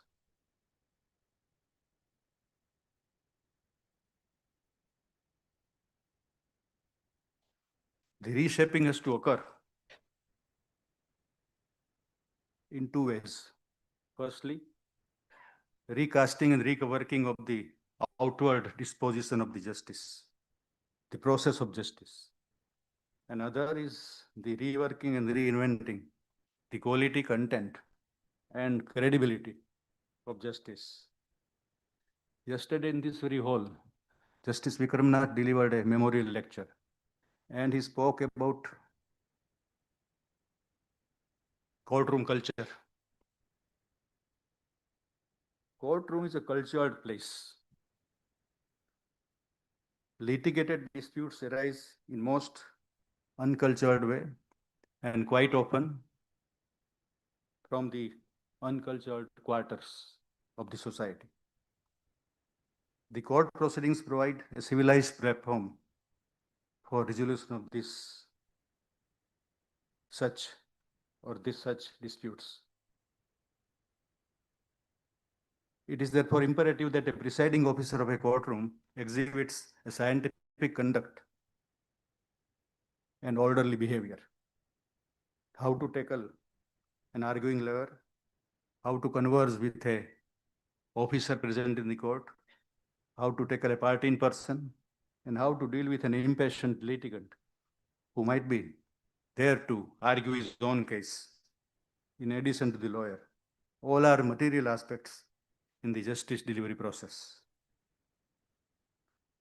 Justice in itself is a dignified outcome, but then in process also it should remain dignified. It is in this context that the dais discipline and dais mannerism are very important. Complaints come and often come pouring that this judicial officer is not sitting in time, leaving court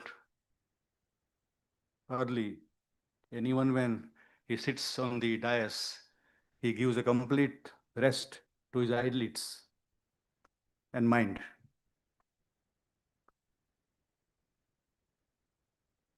A judge has to be accessible on dais in time with my presence of mind. Otherwise, how the justice would become accessible if the judge is not accessible?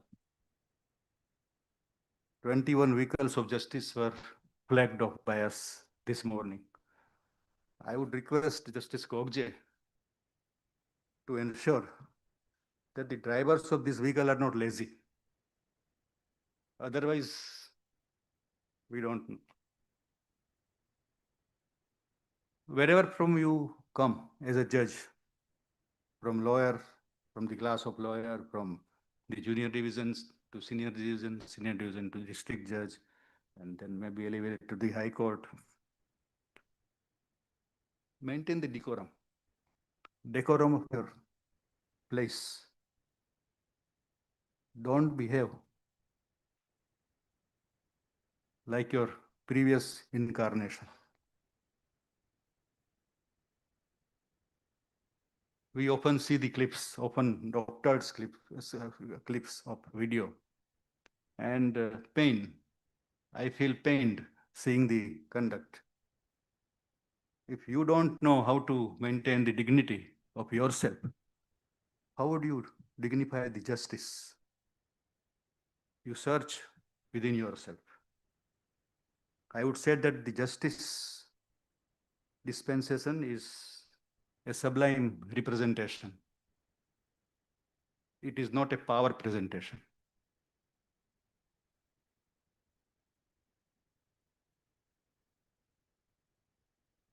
The point is that you must maintain the decorum and dignity on the dais and while conducting the court proceedings.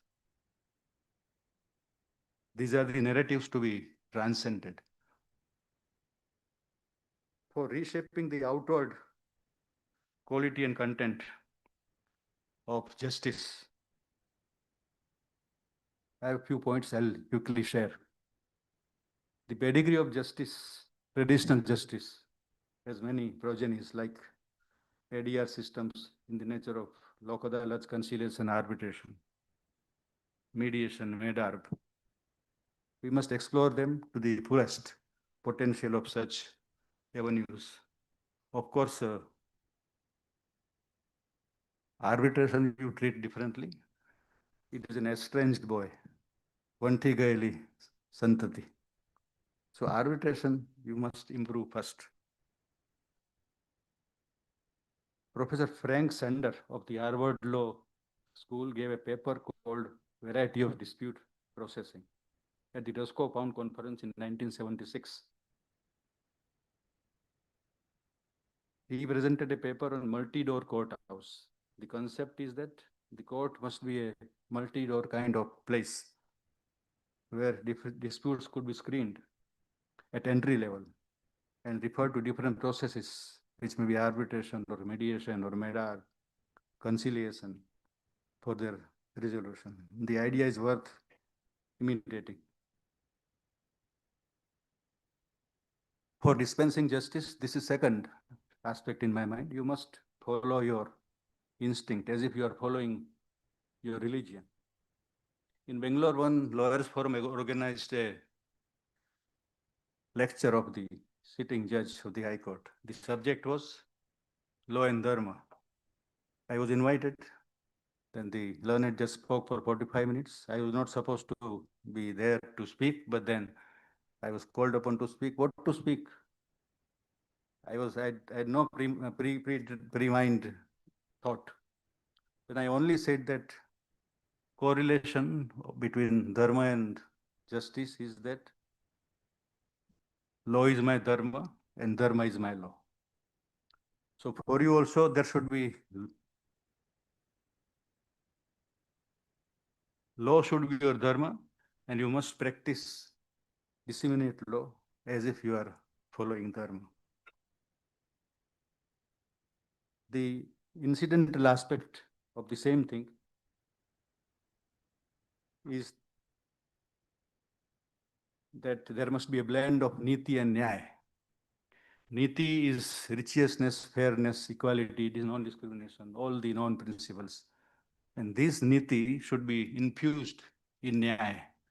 And nyaya should be filled with the content of niti. This is the reshaping of dispensation of justice.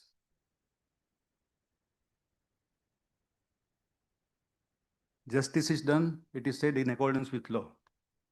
Sometimes you travel beyond the statute book and do the justice. It amounts to transcending the narrative. Every statute or enactment contains provisions which give vast area of discretion. Use that discretion to do the substantive justice. You are transcending the narrative. Apply a purposive interpretation. You are transcending. Forget the Maxwell principles and adopt, in the facts of the case, the rules of Mimamsa interpretation, which are the wisdom of ancient India, Vedic times, to bring about a real solution. Adopt it, it will be transcending the barrier of justice. And I do not subscribe to the view that language is not important in a judgment. You must focus on your language, because language is the vehicle of expression.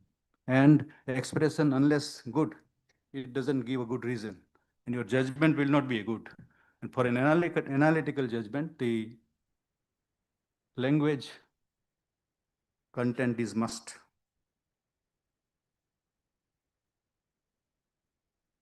Amartya Sen said that Nyaya is not justice, it is a realized justice. So we want all of us must lead to have for the common man the realized justice. This is a transformation of justice, a dispensation reshaped.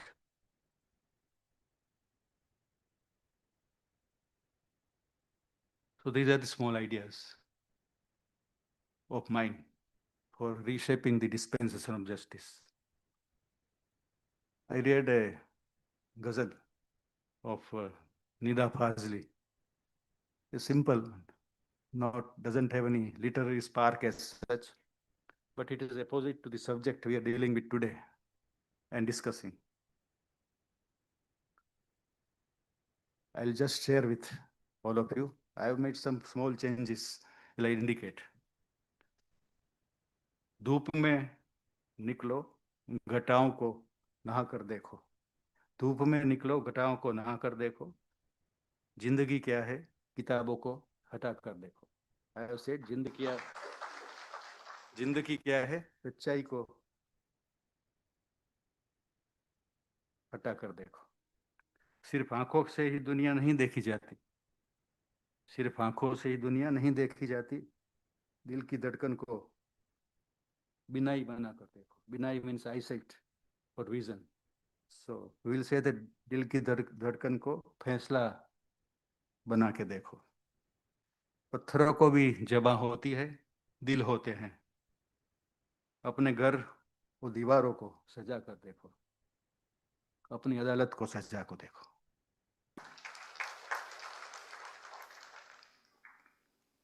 वो सितारा है चमकने दो यूं ही आंखों में, क्या जरूरी है कि उसे जिस्म बना कर देखो. I made a little difference. न्याय तो सितारा है चमकने दो, इसे लोगों की आंखों में, क्या जरूर है उसको अपनी सत्ता बना कर देखो. It is last now. फासला नजरों का धोखा भी तो हो सकता है, फासला नजरों का जो धोखा भी तो हो सकता है, वो मिले या न मिले हाथ बढ़ा कर देखो. I think I have wasted the time and exceeded the 10 minutes limit. But you don't exceed the time limit and discipline when you write and deliver the judgment. Be quick without becoming hasty. Thank you all.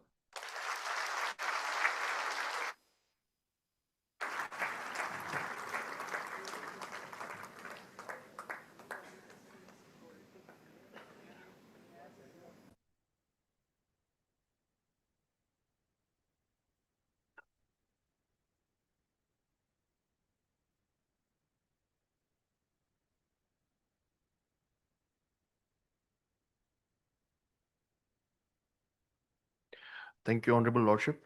May I now most humbly request Honorable Mr. Justice Vikramnath, Judge, Supreme Court of India, to kindly give the inaugural speech. His Lordship.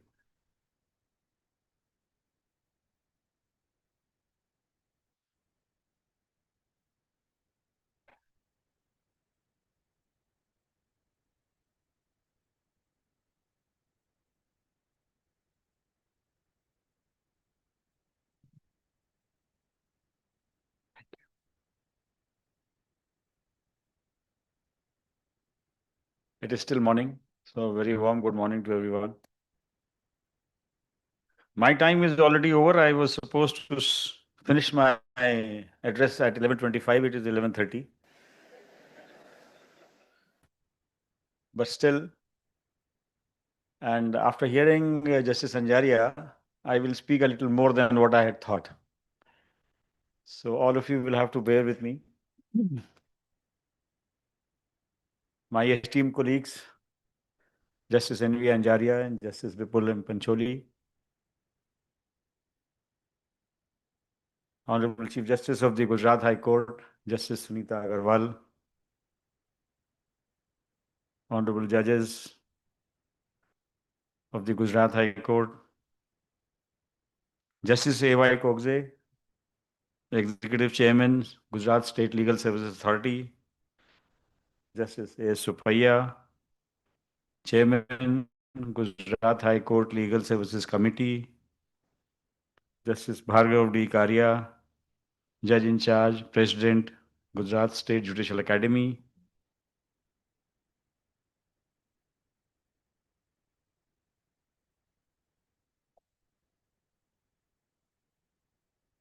Member Secretary, Gujarat State Legal Services Authority, Director, Gujarat State Judicial Academy, officers of the Registry of the Gujarat High Court, learned judicial officers of the entire state of Gujarat, successful civil judge junior divisions awaiting their appointment, joining. I welcome them to the fraternity. Distinguished community mediators, ladies and gentlemen. Before I start my structured address, I have a couple of things to comment upon. सब लोग हिंदी समझते हैं? Good. तो मैं गुजरात 2 साल रहा, 10 दिन कम. 10 सितंबर 2019 से 31 अगस्त 2021 तक. उस 2 साल में से 6 महीने तो नॉर्मल समय था और 1.5 साल का समय कोविड का समय था. बड़ा डिफिकल्ट टाइम्स था. तो हम ज़्यादा ट्रैवल नहीं कर पाए गुजरात में, अपने जुडिशल ऑफिसर्स से मिल नहीं पाए, फैमिली मेम्बर्स से. कुछ ही जगह मैं 1-2 जगह जा पाया जहाँ की कुछ लोगों से मुलाकात हुई, और बाकी हम लोग वीडियो कॉन्फ्रेंसिंग और वर्चुअल उससे ही काम करते रहे. सब लोग, डिस्ट्रिक्ट जुडिशरी भी काम कर रही थी वर्चुअली. तो मैं बहुत ज़्यादा नहीं जानता आप सब लोगों को, बट आप लोगों ने शायद हमको देखा होगा कहीं काम करते हुए, वीडियो उस पर लाइव स्ट्रीमिंग में काम कर रहे थे. तो मैं जब गुजरात आया 2019 सितंबर में, तो 1-2 महीने में ही पता चला कि नहीं, गुजरात का वर्क कल्चर बहुत डिफरेंट है, बहुत अच्छा है, बहुत सुपीरियर है. और सब लोग यहाँ बहुत काम करते हैं, ज़्यादा काम करते हैं, और कोई भी व्यक्ति एक काम नहीं करता है, 2-3 काम करता है.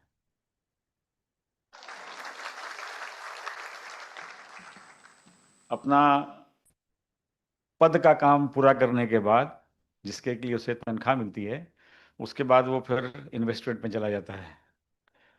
और हर व्यक्ति, हमारा जो कोर्ट का जमादार था वो भी शाम को कहीं जाता था 2 जगह काम करने के लिए. मेरे साथ पूरे दिन रहता था वो, बट शाम के बाद वो गायब हो जाता था अपना, हमको कोर्ट से सी ऑफ करके, और पता लगता था वो कहीं और काम करता है. कुछ जो रजिस्ट्री के लोग थे वो सब शेयर मार्केट में, इन्वेस्टमेंट में और उसमें डील करते थे. तो गुजरात की प्रॉस्पेरिटी वो यहाँ के वर्क कल्चर की वजह से है. मुझे बहुत अच्छा लगता था, और हमारे जुडिशियल ऑफिसर्स भी पूरा काम करते थे.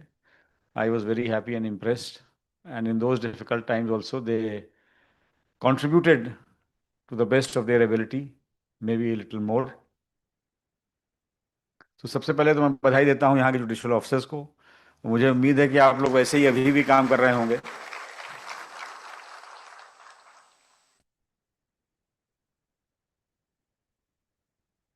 अब आते हैं गुजरात हाई कोर्ट के चीफ जस्टिस पर.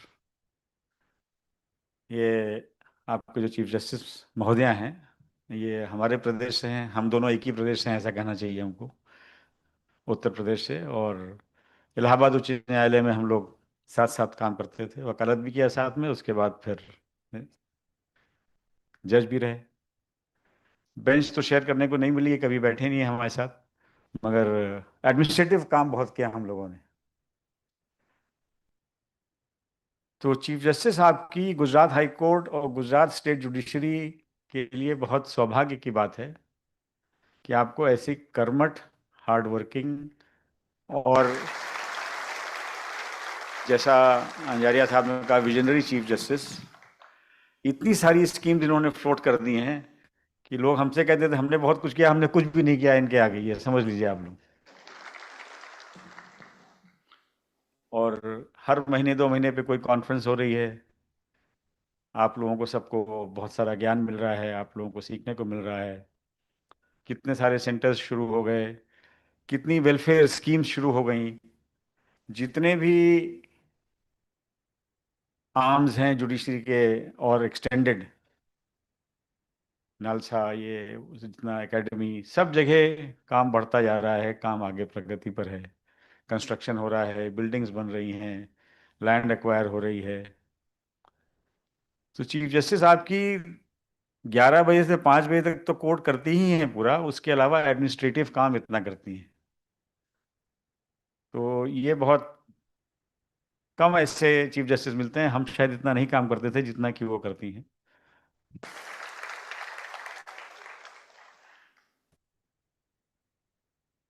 और सोचती हैं सबके बारे में कि क्या अच्छा हो सकता है, क्या अच्छा किया जा सकता है। मेरे घर में मेरी पत्नी जो है वो भी एक इंस्टीट्यूशन हेड करती हैं। तो कल ही मैंने कमेंट किया कि जहाँ महिला कोई इंस्टीट्यूशन को हेड कर रही होती हैं तो वो इंस्टीट्यूशन ज़्यादा ग्रो करता है, ज़्यादा डेवलप करता है, ज़्यादा बेहतर हो जाता है।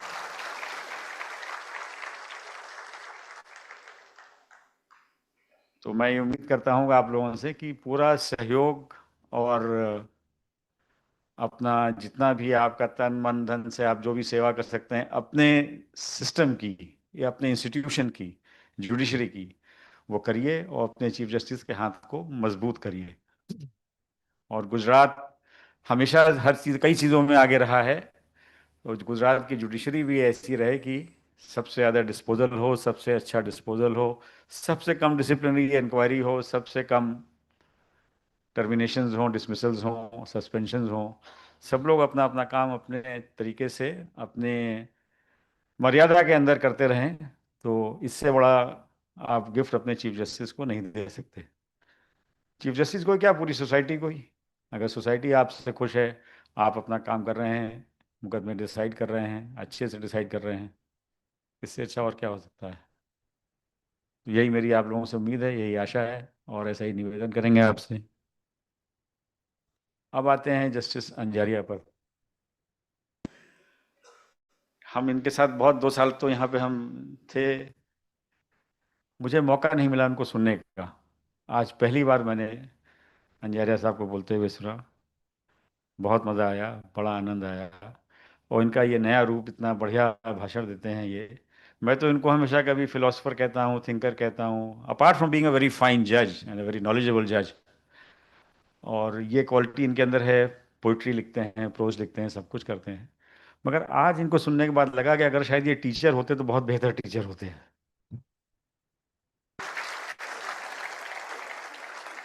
इतने अच्छे से समझाया, प्यार से समझाया, और इतनी बड़ी बड़ी बातें इतनी सरलता से कही इन्होंने, अगर आप लोगों ने ध्यान से सुना होगा।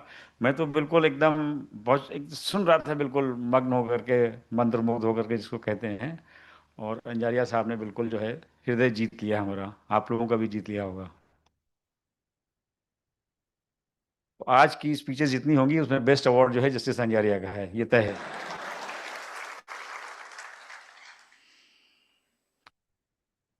जस्टिस पंचोली साहब हमारे बहुत सरल सीधे सज्जन आदमी हैं। अंजारिया साहब टेढ़े मेढ़े नहीं हैं, मतलब कि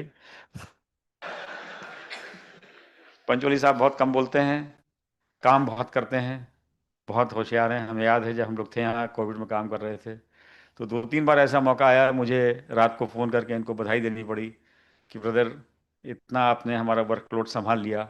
एरियाज इकट्ठा हो जाते थे, बैकलॉग हो जाते थे, वकील लोग हल्ला मचाते थे। यतीन ओझा यहाँ प्रेसिडेंट थे, उनको तो आप लोग समझते ही हैं। तो कभी भी थ्रेट आ जाती थी कि ये हो रहा है, वो हो रहा है, तो फिर जस्टिस पंचोली और जस्टिस सुपैया, ये सब लोग की हम मदद लेते थे कि भाई कुछ डिस्पोजल कर दीजिए, थोड़ा ज़्यादा कर दीजिए, देख लीजिए, चलता रहता था। पंचोली साहब पटना गए, पटना उनको फल गया, वहाँ चीफ जस्टिस हो गए, फिर अभी हम लोग के साथ सुप्रीम कोर्ट आ गए हैं।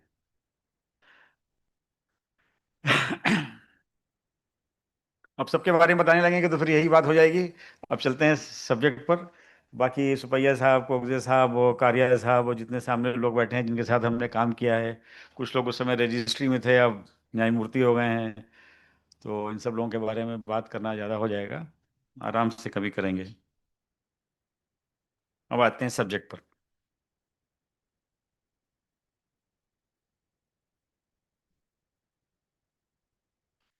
It is a privilege to address this August gathering on a subject that lies at the intersection of law, technology, and institutional responsibility. I must, at the outset, commend the initiative of the Gujarat High Court in collaboration with the Gujarat State Judicial Academy in organizing this annual conference on reshaping dispensation of justice, transcending the narratives. The theme itself is both timely and forward-looking. The phrase transcending the narratives is particularly significant. It reminds us that the administration of justice cannot remain confined to conventional frameworks or inherited practices. The justice delivery system must continuously evolve, responding to changing societal needs, technological advancements, and the growing expectations of citizens. In a constitutional democracy such as ours, the judiciary occupies a position of profound responsibility.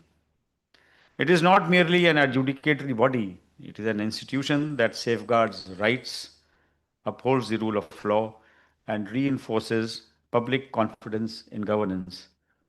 The legitimacy of this institution, however, rests not only on the soundness of its decisions, but also on its ability to remain accessible, efficient, and responsive.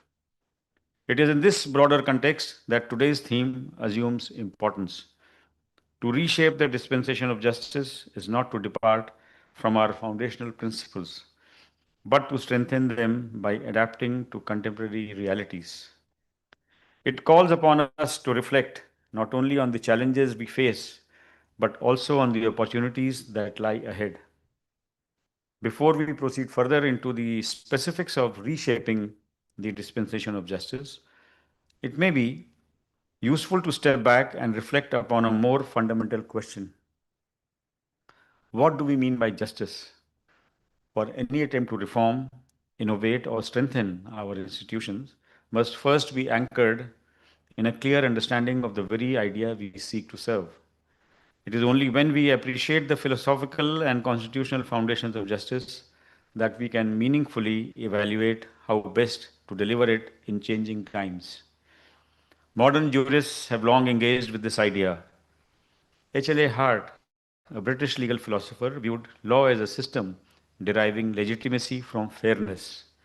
Ronald Dworkin, American legal philosopher, emphasized law as integrity grounded in moral principles. And John Rawls, American political philosopher, conceived justice as fairness, benefiting even the least advantaged. These ideas find resonance in our constitutional framework. The preamble promises justice, social, economic, and political, not as a mere aspiration, but as a guiding principle. Articles 14 and 21 further ensure equality and fair, reasonable procedures, embedding access to justice within fundamental rights. Article 39A reinforces this by obligating the state to secure equal access to justice.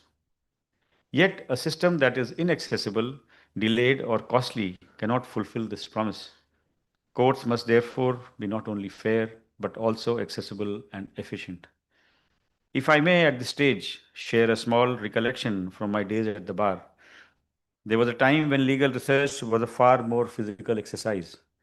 One would walk into the library, locate the relevant reporters, search through volumes of law reports, and patiently identify the precedent one was looking for. By the time the correct judgment was traced, one would often have read several other cases along the way, sometimes useful, sometimes not, but always time consuming. Today, the landscape has changed entirely. With digital research platforms, vast legal libraries are available at the click of a button. What once required hours of effort can now be accessed in a matter of minutes. This transformation is not merely about convenience. It reflects a broader shift in how we access, process, and engage with the law. And it is precisely this shift that invites us to consider the role of digital tools in strengthening judicial governance and enhancing access to justice. Despite the strength of our constitutional framework, we must candidly acknowledge the challenges that confront the justice delivery system. The issue of pendency is widely known, but pendency is not merely a statistical problem. It is a human problem. Behind every pending case lies a litigant waiting for resolution, often with significant personal, financial, or social consequences. Closely related is the issue of delay. Justice requires careful deliberation, but prolonged delay risks undermining the very purpose of adjudication. As has often been said, justice delayed is justice denied. But equally, justice hurried may be justice buried. The challenge is to strike a balance between thoroughness and timeliness. Geographical barriers also continue to affect access. For litigants in remote areas, attending court hearings may involve significant travel, cost, and time. For many, particularly those from economically weaker sections, access to courts remain a daunting process. It is in this context that digital transformation must be viewed not as an optional reform, but as a structural necessity. Technology offers the possibility of reducing delays, improving efficiency, and bringing courts closer to the citizen. Over the past decade, the Indian judiciary has undertaken significant steps towards integrating technology into its functioning. The e-courts mission mode project has been central to this transformation. By digitizing court records and introducing electronic case management systems, it has enabled litigants and lawyers to access case information online. This reduces dependency on physical presence and improves transparency. The introduction of e-filing systems has further streamlined the process. Filing petitions electronically not only saves times and cost, but also ensures standardization and efficiency in documentation. The experience of virtual hearings, particularly during the COVID-19 pandemic, marked a turning point. Courts across the country adapted rapidly to ensure continuity of judicial work. While physical hearings remain essential in many cases, virtual hearings have proven to be a valuable supplement, especially for procedural matters, bail applications, and hearings involving parties from different locations. The live streaming of court proceedings, particularly by the Supreme Court, has strengthened the principle of open justice. It allows citizens to observe court proceedings, thereby enhancing transparency and public confidence. Tools such as SUVAS, Supreme Court Vidhik Anuvad software, have played an important role in breaking language barriers. By enabling translation of judgments into regional languages, they bring the law closer to the people. Further, AI-assisted transcription systems have improved the accuracy and efficiency of recording court proceedings, reducing reliance on manual note-taking and enabling better documentation. These initiatives demonstrate that digital tools can significantly improve both efficiency and accessibility without compromising the integrity of judicial processes. Artificial intelligence represents the next frontier in judicial innovation. At its core, AI refers to systems that can process large volumes of data, identify patterns, and generate outputs based on programmed algorithms. In the judicial context, AI has the potential to assist in several areas. It can aid in case management, helping courts organize and prioritize cases more effectively. It can assist in legal research, enabling faster identification of relevant precedents. AI can also facilitate translation and transcription, making court proceedings more accessible and efficient. However, it is important to clearly define the limits of AI in the judicial process. Adjudication is not a purely mechanical exercise. It involves interpretation, discretion, and a nuanced understanding of facts and human circumstances. It requires empathy, fairness, and a sense of justice that cannot be reduced to algorithmic outputs. AI systems operate on data that is fed into them. If that data contains biases, the outcomes generated may reflect those biases. AI must therefore be viewed as a tool to assist judges not as a substitute for judicial decision making. As this conference brings together members of the district judiciary, I would like to share a brief message with each one of you. In our constitutional scheme, while the Supreme Court and the High Courts are courts of record, their exercise of original jurisdiction is relatively limited. The vast majority of disputes begin and are first adjudicated before the trial courts. It is therefore the district judiciary that forms the bedrock of our justice delivery system. The strength and credibility of the entire judicial edifice, the third pillar of our state, rests fundamentally upon the work done at the trial level. It is here that facts are established, evidence is appreciated, and the first interface between the citizen and the justice system is shaped. If I may at this stage draw from a timeless reflection on the legal profession by a distinguished British judge and dramatist, Sir Edward Abbott Parry. In his seminal work, The 7 Lamps of Advocacy, he identified 7 guiding virtues: honesty, courage, industry, wit, eloquence, judgment, and fellowship. I may for the moment reserve my reflections on the place of honesty among these lamps for a later stage. Sir Edward Perry articulated these principles in the context of advocacy. Yet, it would not be incorrect to say that what holds true for an ideal advocate applies with equal, if not greater force to a judge. It is often said that the bar is the mother of the bench. Today, that principle stands reinforced by institutional reality. Every judge begins as a lawyer and therefore carries into the courtroom not only the training of advocacy, but also its responsibilities. The transition from the bar to the bench does not discard these values, it deepens them. At the heart of Parry's framework lies the lamp of courage. The role of a judge often requires taking decisions that may be unpopular, inconvenient, or subject to public scrutiny. Judicial independence is not an abstract principle. It is sustained by the courage to uphold the law, even when it is difficult to do so. The lamp of industry speaks to preparation and discipline. The work of a judge is not confined to the courtroom. It requires sustained engagement with law, with facts, and with the broader currents of society. A judge in that sense is not merely a student of law, but a student of life, constantly learning, unlearning, and evolving. The ability to approach each case with freshness, without the burden of preconceived notions, is central to impartial adjudication. Parry's lamp of wit is not to be understood as mere humor, but as clarity of mind, the ability to simplify complexity, to identify the core issue, and to communicate with precision. The lamp of eloquence, similarly, is not about ornamentation, but about clarity and conviction. Judicial writing must not seek to impress, it must seek to explain. Justice Anjaria also made the same note.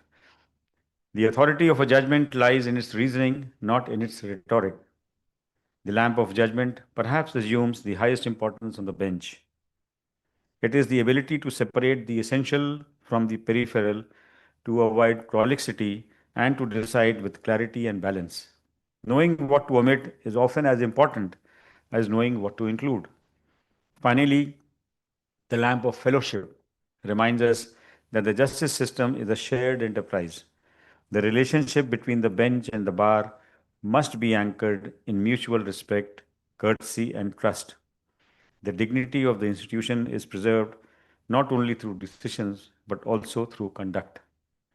At this stage, I may return to the expression I earlier left open, the idea of an honest judge. With great respect, I find this formulation somewhat problematic. To describe a judge as honest as though it were a distinguishing virtue is, in a sense, illogical. Honesty is not an attribute that elevates a judge above others. It is the very foundation upon which the office itself rests. It is a sine qua non, a non-negotiable condition of judicial existence. A judge cannot choose to be honest. The system presumes and demands it. This expectation, in truth, extends to every individual discharging public functions. Any person entrusted with the authority of the state must by default act with integrity and candor.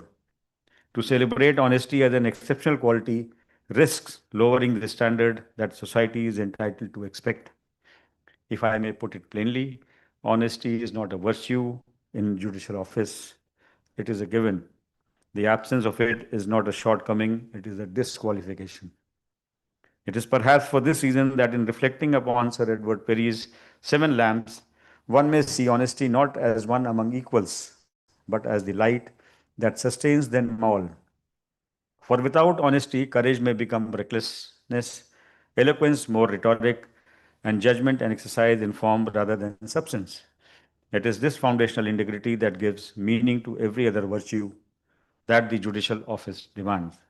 These 7 lamps, though articulated for advocates, offer enduring guidance for judges, for ultimately the administration of justice is not sustained by statutes alone.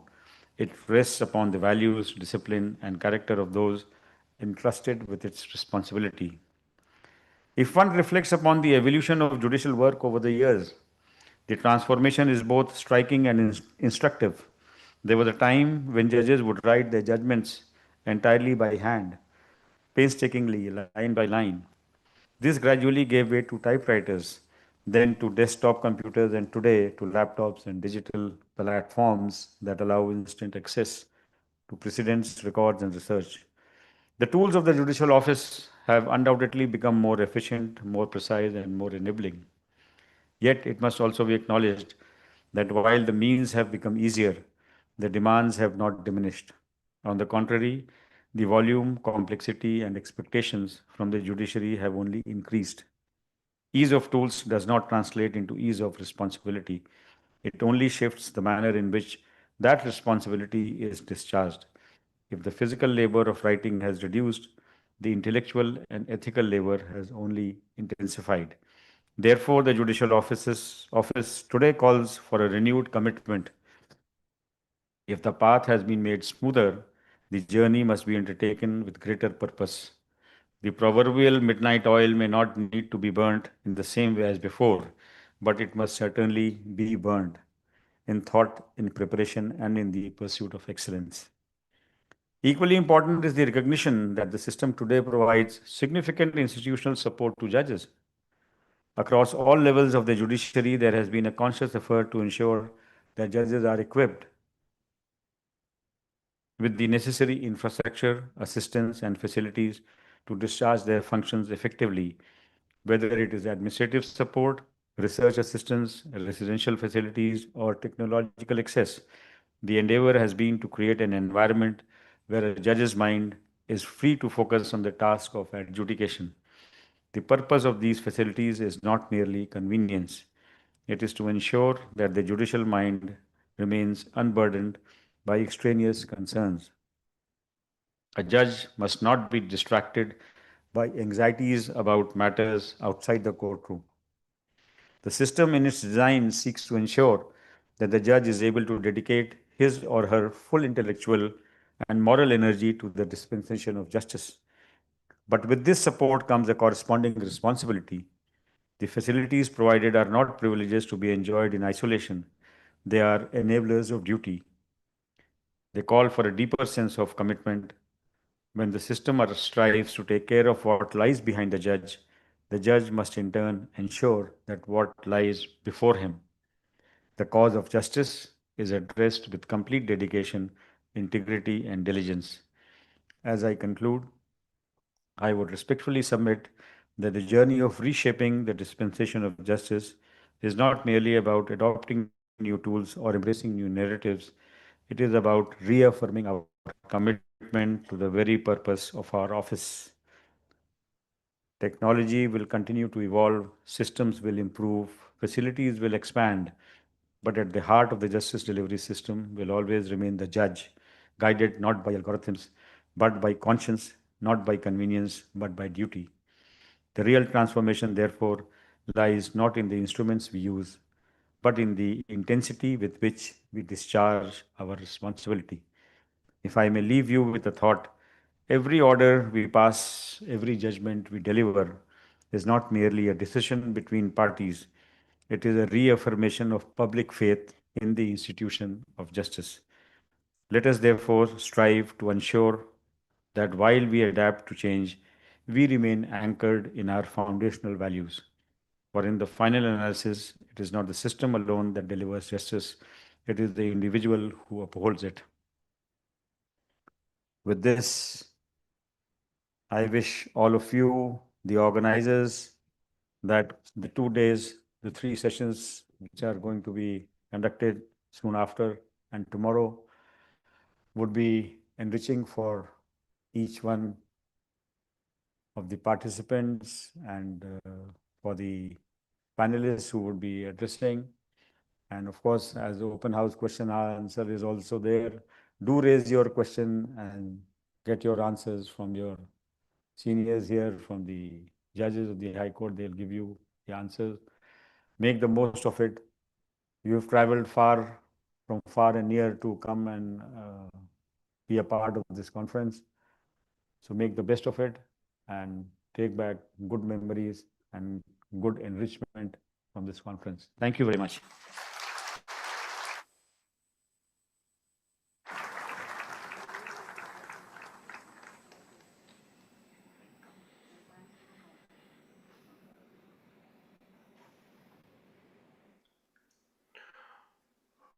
Obliged, Honorable Lordship. May I now most humbly request Honorable Mr. Justice Bhargav Karia, Judge, High Court of Gujarat and President of Gujarat State Judicial Academy, to offer vote of thanks. Please, Lordship.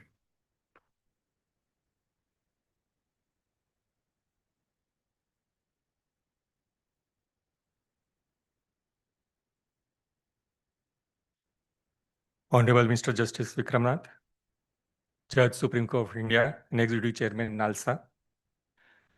Honorable Mr. Justice N.V. Anjaria, Judge Supreme Court of India. Honorable Mr. Justice Vipul M. Pancholi, Judge Supreme Court of India. Honorable Mrs. Justice Sunita Agrawalji, Chief Justice High Court of Gujarat and Patron-in-Chief, Gujarat State Judicial Academy, as well as Gujarat State Legal Service Authority. Honorable Mr. Justice A.Y. Kokji, Senior Most Judge, High Court of Gujarat and Executive Chairman, Gujarat State Legal Services Authority. Honorable Mr. Justice A. Supaya, Senior Judge, High Court of Gujarat and Chairman, Gujarat High Court Legal Service Committee. Registrar General, other registry members, my esteemed sisters and brother judges, dignitaries, esteemed guests and participants from judicial family. Trainers of trainers, mediators, community mediators from industries. Now it is already 12, so very good afternoon to all of you. It is distinct honor and privilege to stand before you to propose vote of thanks. It is indeed a pleasure to have this opportunity to express my gratitude for everyone resounding success of this inaugural session of Annual Conference of Judges of the District Judiciary on reshaping of dispensation of justice, transcending the narratives. First and foremost, we are profoundly honored by the gracious presence of our own Honorable Mr. Justice Vikramnath, Judge Supreme Court of India, as a chief guest. Lordship, your insightful address today has undoubtedly set a visionary tone for this conference. Your astute words and inspiring message have truly enriched us all and provided much food for thought. We are deeply grateful for your taking the time out of your busy schedule to be with us. We express our heartfelt thanks for unwavering and constant guidance of our own Sri Honorable Mr. Justice N.V. Anjaria, Judge Supreme Court of India, and Honorable, who has now today taught us what is Nyaya Dharma in his speech, and Honorable Mr. Vipul M. Pancholi, Judge Supreme Court of India, who also is one of us who has enlightened us by his thoughtful speech by leading this foundation of this conference. We are equally grateful to Honorable Mrs. Justice Sunita Agrawalji, Chief Justice, High Court of Gujarat, and Patron-in-Chief, Gujarat State Judicial Academy, as well as the Gujarat State Legal Service Authority, It is only because of the steadfast leadership of your leadership, vision of promoting excellence in legal education, that we have set high standards for our institution. We have already set the tone of this conference by raising the curtain that what we are going to discuss in the next 3 sessions and outlining the entire program and having the vision of this program so as to see that we reshape our entire justice delivery system. It's a special thanks acknowledgement to Sri R.K. Chudawala, Director of Gujarat State Judicial Academy, and his team for meticulous planning and tireless efforts in organizing this conference, which is commendable. Dedication, hard work, and delightful efforts behind the scenes have been instrumental in bringing this conference to fruition. Without their commitment, an occasion like this would simply not be possible. Last but not least, we are thankful to the Registrar General, Registrar IT, and other members of the registry and staff members who have worked round the clock to organize this program. Thank you all once again for being with us in this inaugural function. Thank you very much.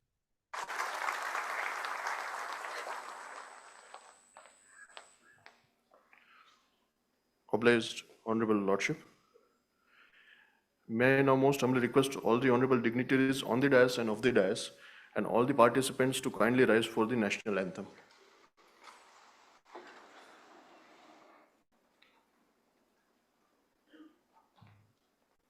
जनगण मन अधिनायक जय हे भारत भाग्य विधाता पंजाब सिंध गुजरात मराठा द्राविड उत्कल गंगा विंध्य हिमाचल यमुना गंगा उच्चल जलधि तरंगा तव शुभ नामे जागे तव शुभ आशीष मांगे गाहे तव जय गाथा जनगण मंगलदायक जय हे भारत भाग्य विधाता जय हे जय हे जय हे जय जय जय जय हे.